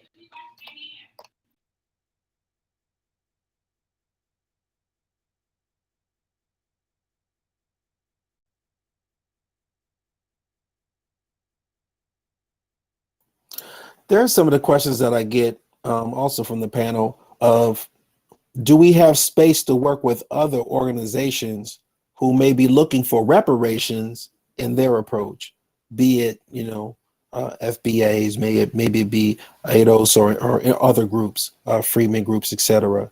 Is there room in order for us to still be able to work in conjunction with them, or are we separate entities and choose to keep it that way? Is a question I get often. I think at one point we was willing to work with everybody, right? For the most part, but you kind of have a hard time, I guess, because so many people have been speaking for these groups, and we haven't really had any conversations, you know, with the people that are at the head.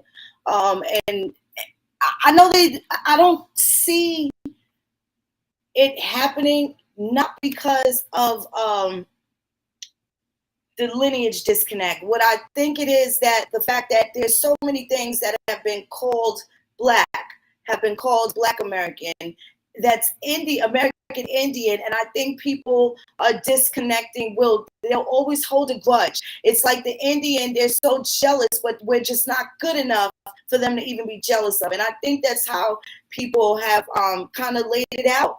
They've, you know, taken things and put labels on them, and completely canceled us out. So how can we have conversations where we express this? But I don't know, it just seems very hairy. You know, what it was like saying that Michael Jackson was American Indian, when they're having this big thing saying how Fat Joe is saying that, you know, people are in Jamaica created hip hop, that he's giving hip hop away or something like that or whatever. And, you know, when they have those kinds of conversations, I don't know how versed they are in history. When they go through that and get the emotional things going on and, you know, go through the timeline and shit. But the reality is I'm sitting there like they're arguing over something that they think happened in the 70s. And in my mind, from the history I know, Cab Calloway been rapping since the 20s. Cab Calloway had a full Facts.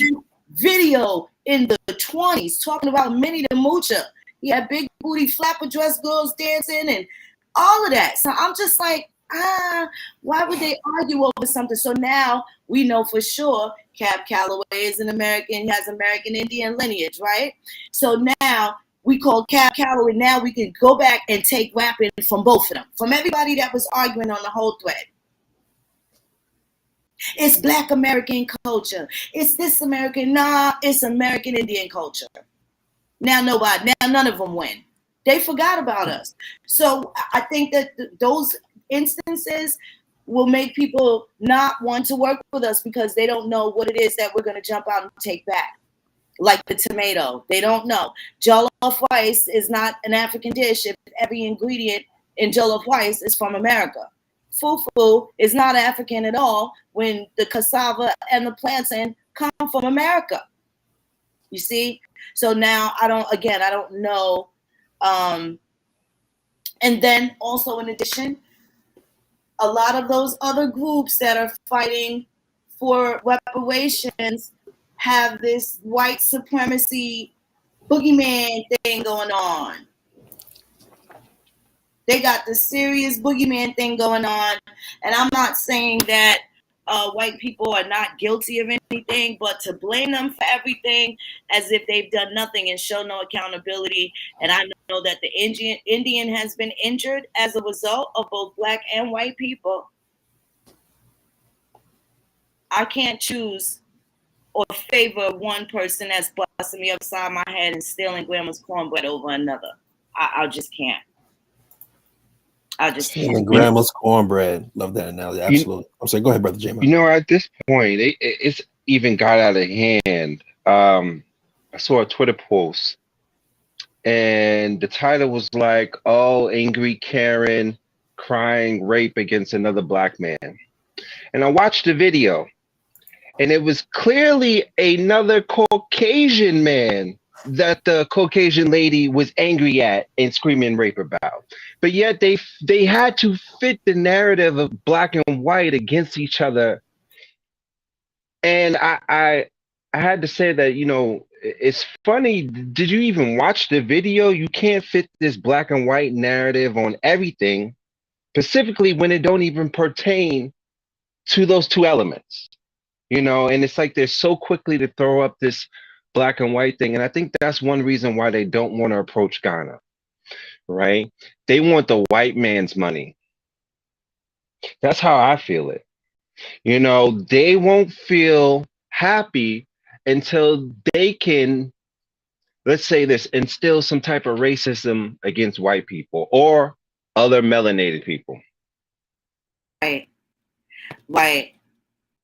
And then, honestly, that's what white supremacy appears to me, for another way of people of color to want equality to whom they present as the worst person on the planet, right?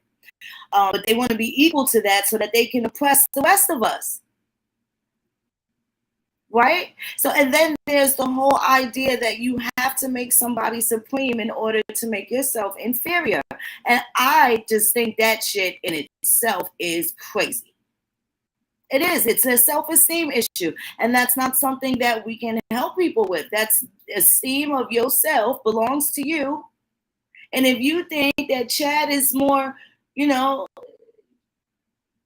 you think Chad casts a shadow when he goes shake the snake? I don't think so. I'm just saying, like, do you really believe that?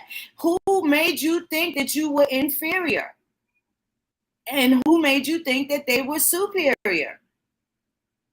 Straighten out your mind. Think you should straighten out your mind. And I want to make it clear that we don't want anything that's not that. Listen, we saying we American Indian. It's so funny because they'll tell us, yes, go back to the tribes. And then for the rest of us that have been detribalized, ain't no giga skin to go back to. There's a lot of people that don't have tribes to go back to. And they're now currently fighting for either federal recognition, state recognition, things of that nature. We just want to make sure that they acknowledge that we're there. These other tribes with the red tape, they're saying that we can't be federally recognized because of two criteria. And they both have to do with politics. And nobody, not even Native Americans that have been trying for the last 30, 40 years, trying to get federally recognized, say that it's discrimination that prohibited them from those two criteria that deal with politics. So now it's going to be equally difficult to deal with other groups outside of the American Indian because other groups have representation. Black people have a caucus. They have representation, regardless of whether or not they get what they want or they even activate it the way they're supposed to. It doesn't matter. They got more than me in my country. Period. Period. I have a question also about some of the questions that we get. These are questions that we all get that I think they're legitimate questions also. Say I took a DNA test and my DNA test shows that I'm part Nigerian, but I may also have some American Indian history in there. Is there room for me having part African history or coming from a Hebrew Israelite perspective or coming from a Moorish perspective? Is there room for me as far as the topic of what you're talking about?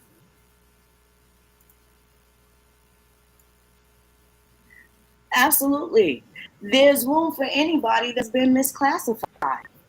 This is what I mean. Like, it was a crime to begin with. So we didn't make any respect of person when it came to that. We literally thought about everybody, the people that fight us every day, the people that don't want nothing to happen, care if anything happened. We literally factored them all in. So at the point where they do get it together, they'll be able to come in. This isn't a closed door. It's only closed to the people that don't belong inside the house. But for everybody that has the lineage and related to anybody in this house, this is your opportunity to go home where you haven't been able to be. Right? So again, now they want to talk about misclassified. Not only were we misclassified, but other people were too. And in the instance of other people being misclassified, there is this instance of ethnocide where we can't distinguish different things because our culture was taken away and all of the other things that were affected. That's criminal. It is criminal activity that I sat in school and learned about what kind of slave I was supposed to be. And the minute I couldn't listen to it no more, I would leave the school. They would send fucking truant officers to kidnap me and bring me back so I can get indoctrinated some more about things that had absolutely nothing to do with me. Meanwhile, while simultaneously robbing me of my dignity, because now I just think we came from out some jungle. I'm enmity with my family because I think my family's lying to me.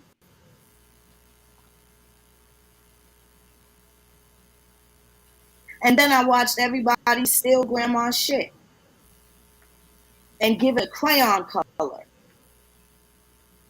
Yeah, I say crayons, especially when, again, I give you the analogy.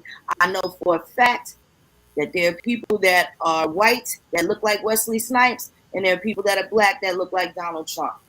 So I ain't playing the black and white game. Because all people, all as far as it stands, is the law.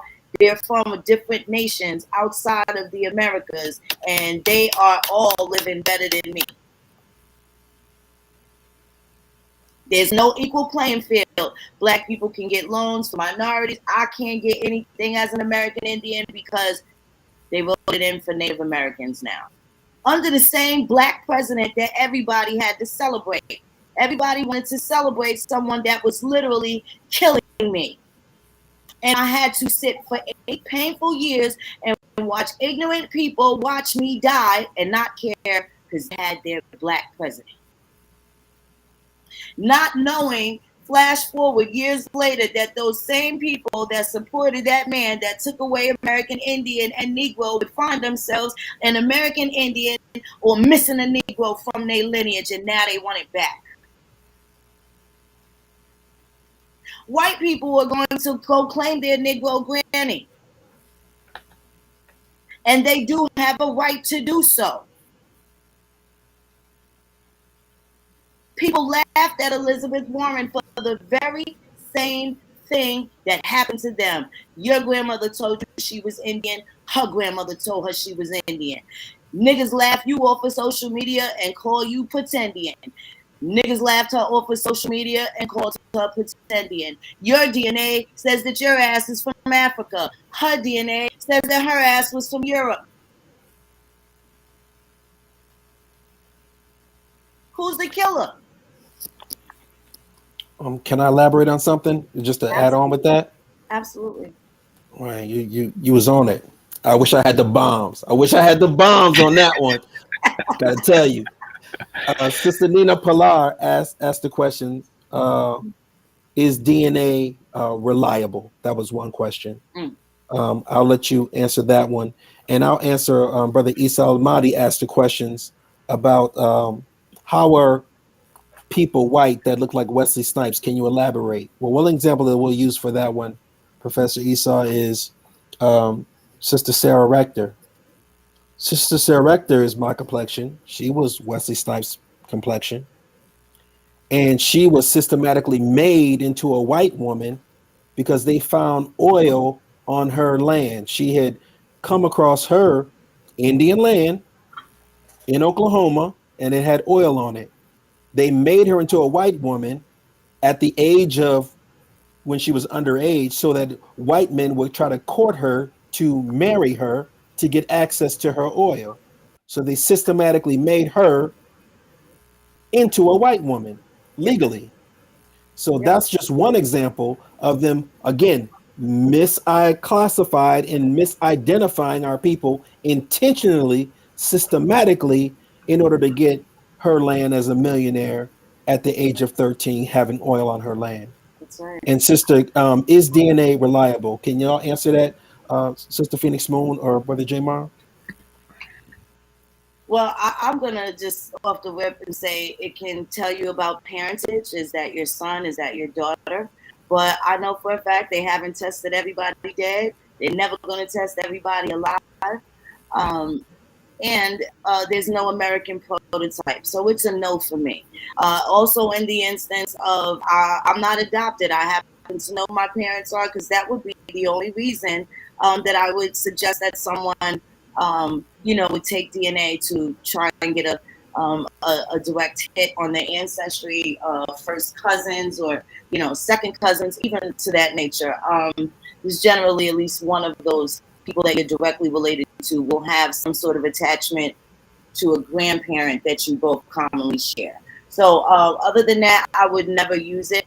I tell you what, when we start exhuming certain people, then I'll do DNA against the people that's dead in the ground, that doesn't have any samples hidden in any labs anywhere where they can make any impressions or any narratives that take me away from, disconnect me from my ancestors. I've seen them do it over the years. Again, I'm just going to say, yeah, the answer would be no for me. In addition to entertainment purposes only, and the fact that there's no privacy that could be damning. And I don't want to voluntarily give them something that can make them injure us in the long run later on. Yes, Right. and all those companies do use the disclaimer that their DNA results cannot be used for, legal, racial categorization. They make that perfectly clear, and that's to protect themselves because they know that it's not reliable. And also, I have not met one American Indian that I've ever rolled with in all of the years that will put a DNA over documentation and their records. That trumps everything else. So DNA can be used in a very select way, but no, it's not reliable and it's not something that we use. However, there are a bunch of our people who do use DNA for a racial identity. So I wanted to see, because that's a question that we get. I got this DNA that ties me to Africa. Is there room for me to be African and American Indian? Yes, there is. We just wanted to let the public know that there's room for that. There's room, and it would behoove you to be everything that you are comprised of, without abandon. Like, I mean, what's the big deal? The irony or the stupidity, the craziness is not knowing and making all of these foolish claims. We was kings, King Tut this and that, and you can't talk about what happened 100 years ago in your family. You know what I'm saying? Like it's okay. We can't do anything about who we're related to or the gimme that got us here, right? But it's best to explain, express it, so that you can find your place in history, so you can tell the story true. A lot of it is going to be, some of those stories vindicate your loved ones. Like, what's the problem with your grandchildren knowing who your fourth great grandmother was? That is a vantage point that our children need to see to restore some of the pride, because of the indoctrination that comes with going to school, right? Where white children are automatically taught that they ran the world, rule the world, and will continue to do so. And then they have it where children of color, like, they'll tell Hispanic children and Chinese children even how much potential they have in the world. But when it comes down to so-called black and brown children, they don't stand a damn chance. They don't stand a chance. So I'm definitely not giving up my genetic matter to satisfy a database that'll never be complete. And I know all my relatives. I know my folks, so, and I can say that by name. And that's pretty much it for me on that. And I do want to let it be known that there's an article called DNA Makes Native Americans Strangers in Their Own Land. Again, DNA makes Native Americans strangers in their own land. They challenge those companies like 23andMe by name. And 23andMe and them had to admit that they don't test any Native American DNA in North America. They only test the DNA from South America and the islands, and it has to be at least 5 generations back. So if you ever notice why it's such a small, minuscule amount, maybe 1%, maybe even less than 1%, it's because they don't even test where we come from. They don't test anywhere in the Southeast America, nowhere along the eastern shore border where we come from in North America. They don't even test for that, because it would open a Pandora's box of who we really are. So they don't even test it. And you can't get something from nothing. So you can't get a result from something that they don't even test. Again, DNA makes Native Americans strangers in their own land. And welcome to the forum, brother. It's so good to have you with us. Halito Craig, how are you? Hi, how you doing? Can everybody hear me? Yes, we can. Yes, we can. Okay, great. I haven't talked to you in a while, Phoenix. How you been? Doing the best I can. How about you? That's great. No, I've been kind of out of the loop. I've been kind of busy, but then I popped on. I saw, this activity here is happening. It's right on time, really. It's a bit late, but it's right on time. I'm really glad this is happening here.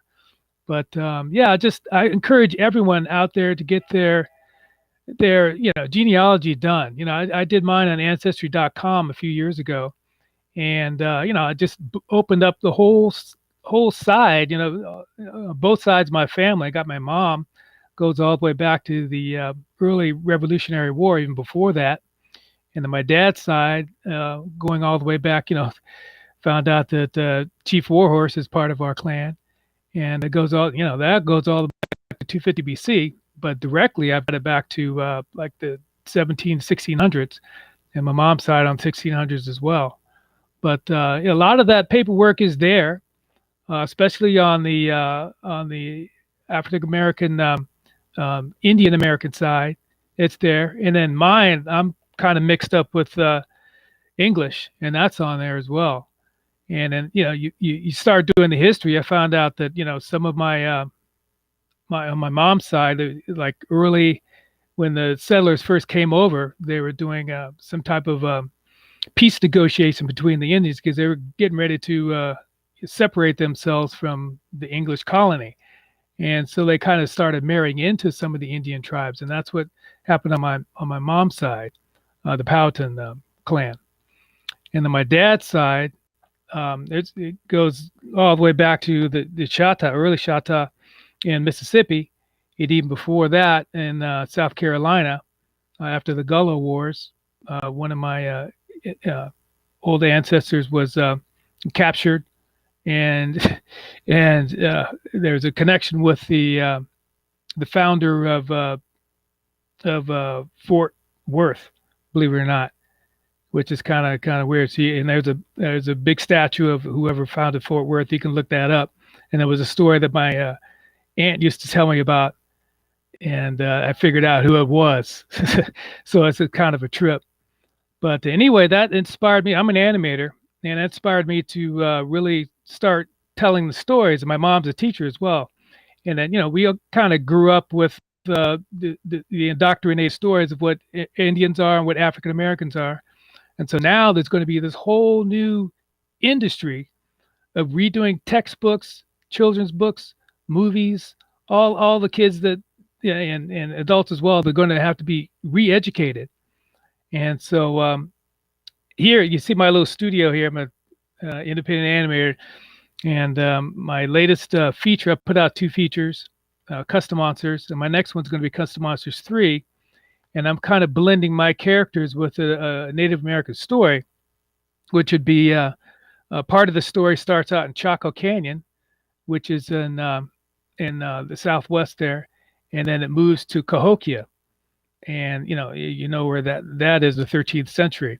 It's kind of it's a family story, it's a kid's story, but yeah, it's an early American story talking about information that no one really knows about, but it's part of the United States. And as an independent, I can go ahead and do that.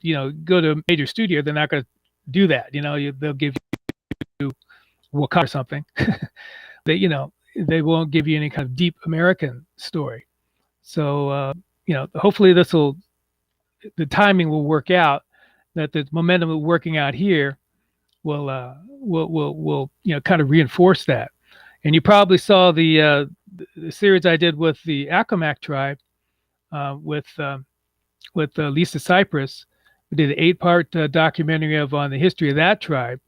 And I don't know if you guys had a chance to check that out, but go ahead and check that out. Yeah, that was some wonderful work. Make sure y'all do check that out. That was done very well. Thank you very much. Yeah, it was a labor of love. It was great. But that's another thing we want to do, is do some kids books that are going to reinforce that. So, when you grow up in school, you have movie night, and then you have the books that support it. So this is going to be the next wave of information that's coming in. Ultimately, that you have this film that's going to support the history, and then you have children's books, coloring books, and activity books, and things like that, and they can kind of open up the conversation at the educational level and just start this next generation of re-educating themselves about what the real American story is. And so I think what we're doing here, what's happening here is right on time. And I suggest that everybody go ahead and find out your information.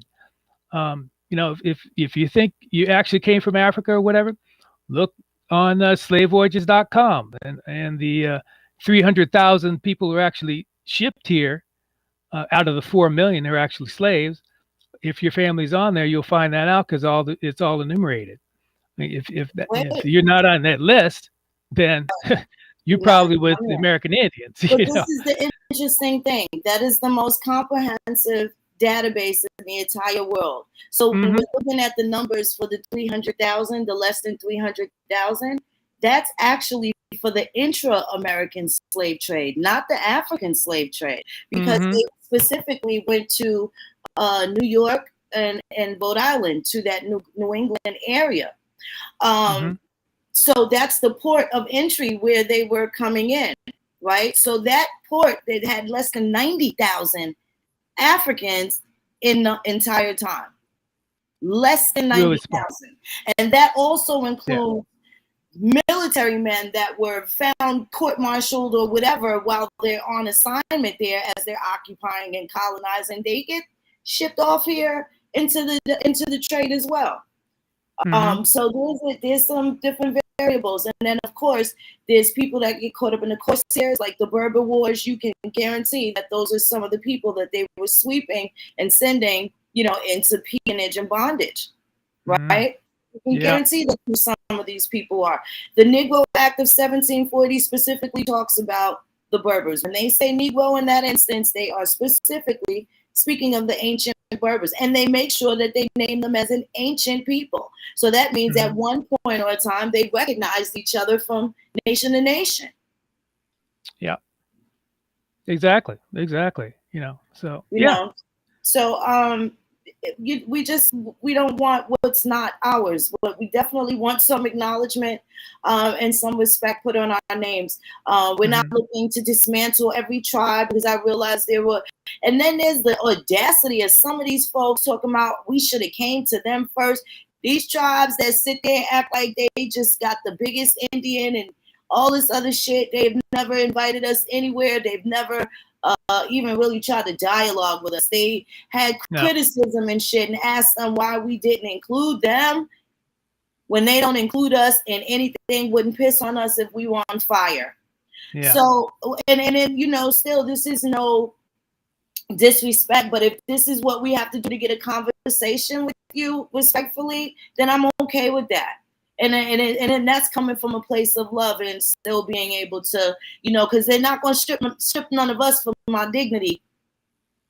No. Right? They're not going to do that as we're sitting here letting people know that they have done things that have done just that. Right? And we can fight this with truth and integrity. You know what I mean? I don't know what all this fancy shit, everybody else is under the impression that we need all these magnificent lawyers that need the dream team and all of that. I'm not saying we don't need no help, and I'm not saying we couldn't use any help. But what help is available if they ignore this shit for the last 50, 60, 100, 200 years? What lawyer is qualified to speak about the identity theft of the misclassified American Indian? Who? None of them have read the Civil Rights Act. Ben Crump is a civil rights attorney, also on IMDb, movie star. How come he didn't say anything about the Civil Rights Act when he's fighting for Trayvon Martin, when he's looking to get justice for Tamir Rice? In any of these instances, not once have their civil rights been protected or even exposed or available. So it's not really a lot that people could say unless they're going to come out and tell their truth, because we're finding out the truth even when they don't say it. Maxine Waters, card carrying Cherokee. So she's pretending to be black when she's an American Indian. Jesse Jackson gave you African American. He is a card carrying Cherokee member by blood, not a freedman like they tried to do everybody else. He gave them fuckers by blood. Okay? Judge Joe Brown, Choctaw Nation, since he said he had his card over, I think, 60 years. Wow. That's right. Meanwhile, you see Shaka Khan, you see Pam Grier, you see Rosie Grier, you see these people, you see these images and stuff like that, but where do they place them? In Black History Month, taken away from the true identity right in front of our eyes. So and what about James Brown? James Brown is an American Indian. Yeah. James Brown. Joe Jackson told the whole world that he's Choctaw. He sure did. And if Joe Jackson is Choctaw, then Janet is. And so is Michael and Tito and Jermaine and everybody else. Right. So now again, going back to working with the other groups, when we start saying how Whitney Houston and the Jackson family have these ties, that that's not Black culture, it's not African American, and it's part of American Indian culture, right? Yeah. Now, when we start to talk about the foods and stuff like that, are people going, how are they receptive to that? They feel as though we're stealing some shit from them, when they're the ones that said slave food was the shit that would kill us, right? And it happened to be the shit that kept everybody alive.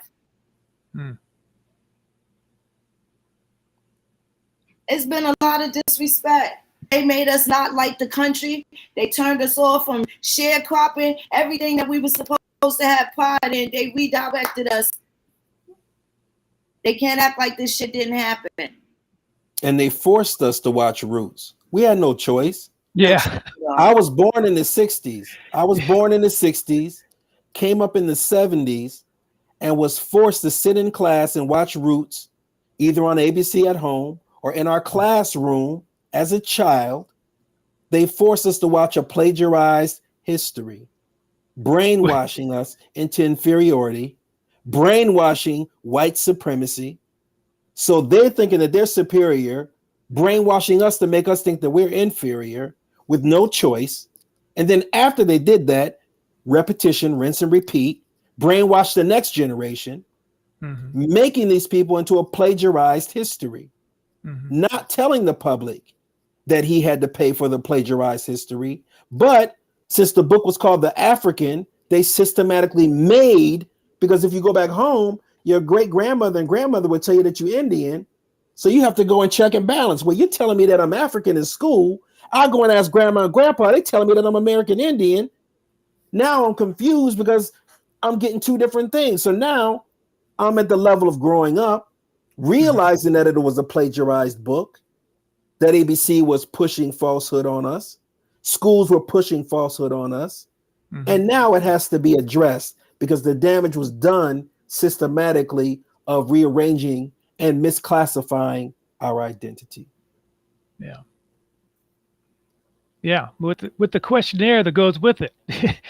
They force you to watch the movie, and then you get a test on it at the end of the day, to make That sure is you correct. got the. So we need the avenues of what you use as far as animation and the message that you put out there. Stop using that Native American term. We're American Indian.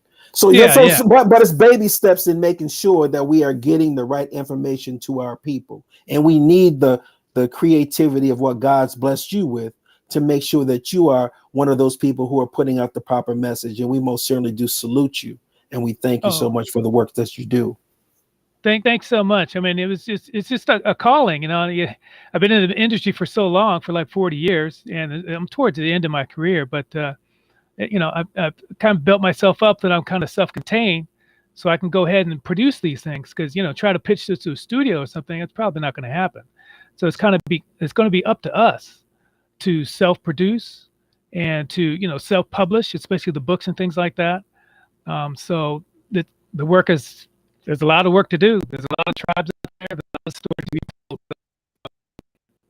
Let's get on it. That's right. And salute to you, because that's boss talk right there. And that's exactly what we talk. We talk boss. So when we talk about, some people who may come from different groups and they come in and they mischief make, and because they come into our forums and they mischief make a lot. They come in and, you pretendians XYZ. It's like, well, where's your boss at? Use a little runner.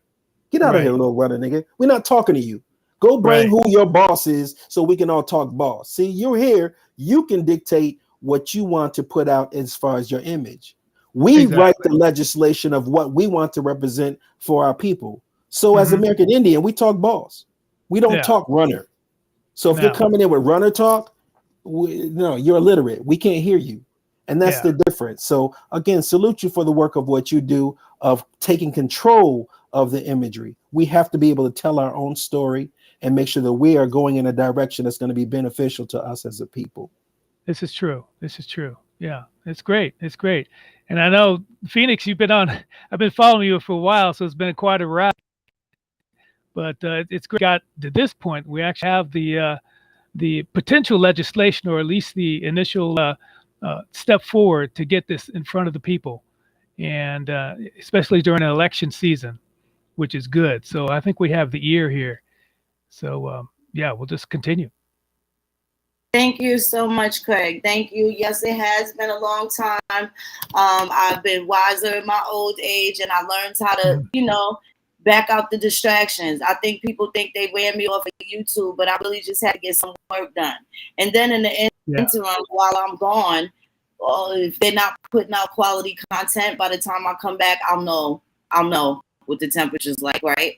Because either people going to be, sometimes people tend to starve when you don't feed the negativity, starve it out. You see, Yeah. so I was able to get rid of a lot of people. Well, people kind of canceled themselves like G Money, and it was wonderful. Since then, you know, we've getting gigs with the library, all sorts of genealogical and historical societies are contacting us. So things started happening, and I'm just glad that you know, good, bad, and different, it went the way it went. We all learned our lessons, and you know, we just moving forward. Everybody, Yeah. you know, is just move forward. That's it. That's it. Fantastic. You know, That's great. that's I it. salute you. Yeah, that's Thank great. you so much. Thank you so much. Shout out to you. Look forward to some more cartoons for sure. It'll be great. It's good to see you, Craig. Thank you so much. You too. Thanks so much. Everybody keep the faith, and Halito. Halito, Chumachukma. All right. Alito, Mado, thank you. Thank you. Peace, peace. You know, so it is great, y'all. I'm really glad. I want to shout out to Miss Nina. Thank you so much, Miss Nina. Mel C. I ain't gonna say your first and last name because I told you I'll be scared of these weirdos. Mizak Kimberly, thank you so much, beautiful sister. This name, I ain't gonna say the last name, but I love this first name, Beja. I love that name. Love that name. Thank you so much, Ron G. Thank you so much, Orlando. Yes, appreciate y'all, beloved ones. Thank you so much. It all helps, you know. Yeah, we're excited. Definitely hit up Urban Indian Heritage Society.org if you haven't already. If you'd like to submit your resume, any, you know, and maybe have some flexibility being able to travel, because there are a lot of places, like again, in October, there's several places that we have to be at one time. So we all can't be together, even though we love each other's company. But as a company, we'll be in prospective places representing where we need to be when we need to be there, even if we're not all at the same time. So shout out to them. Sister Jazz is still here. I know she ain't really want to talk too much, but I wanted to give her some flowers. You've been so supportive, sister. I got to tell you, it feel good. I feel like I could go to sleep while somebody else is driving, because I know you watching, making sure we staying straight on the road. I just wanted to say, coming out of, you know, that stuff from before, it's nice to have people like you around, Jazz, when we came from a place where we didn't even feel like we could trust nobody or anything like that. Your work is commendable. Your loyalty is bar none. I wish nothing but the best and blessings for you, and I'm very fortunate. We are very fortunate to have you around. So I just wanted to give you your flowers, sister, and thank you very, very much for holding it down. Even when we ain't looking, you holding it down, and they be trying to wear your ass out, and you just stand for tough. You turtle shell hard, sis, and I love it. I absolutely love it. So I just wanted to say that to you. You know. As for the rest, I agree.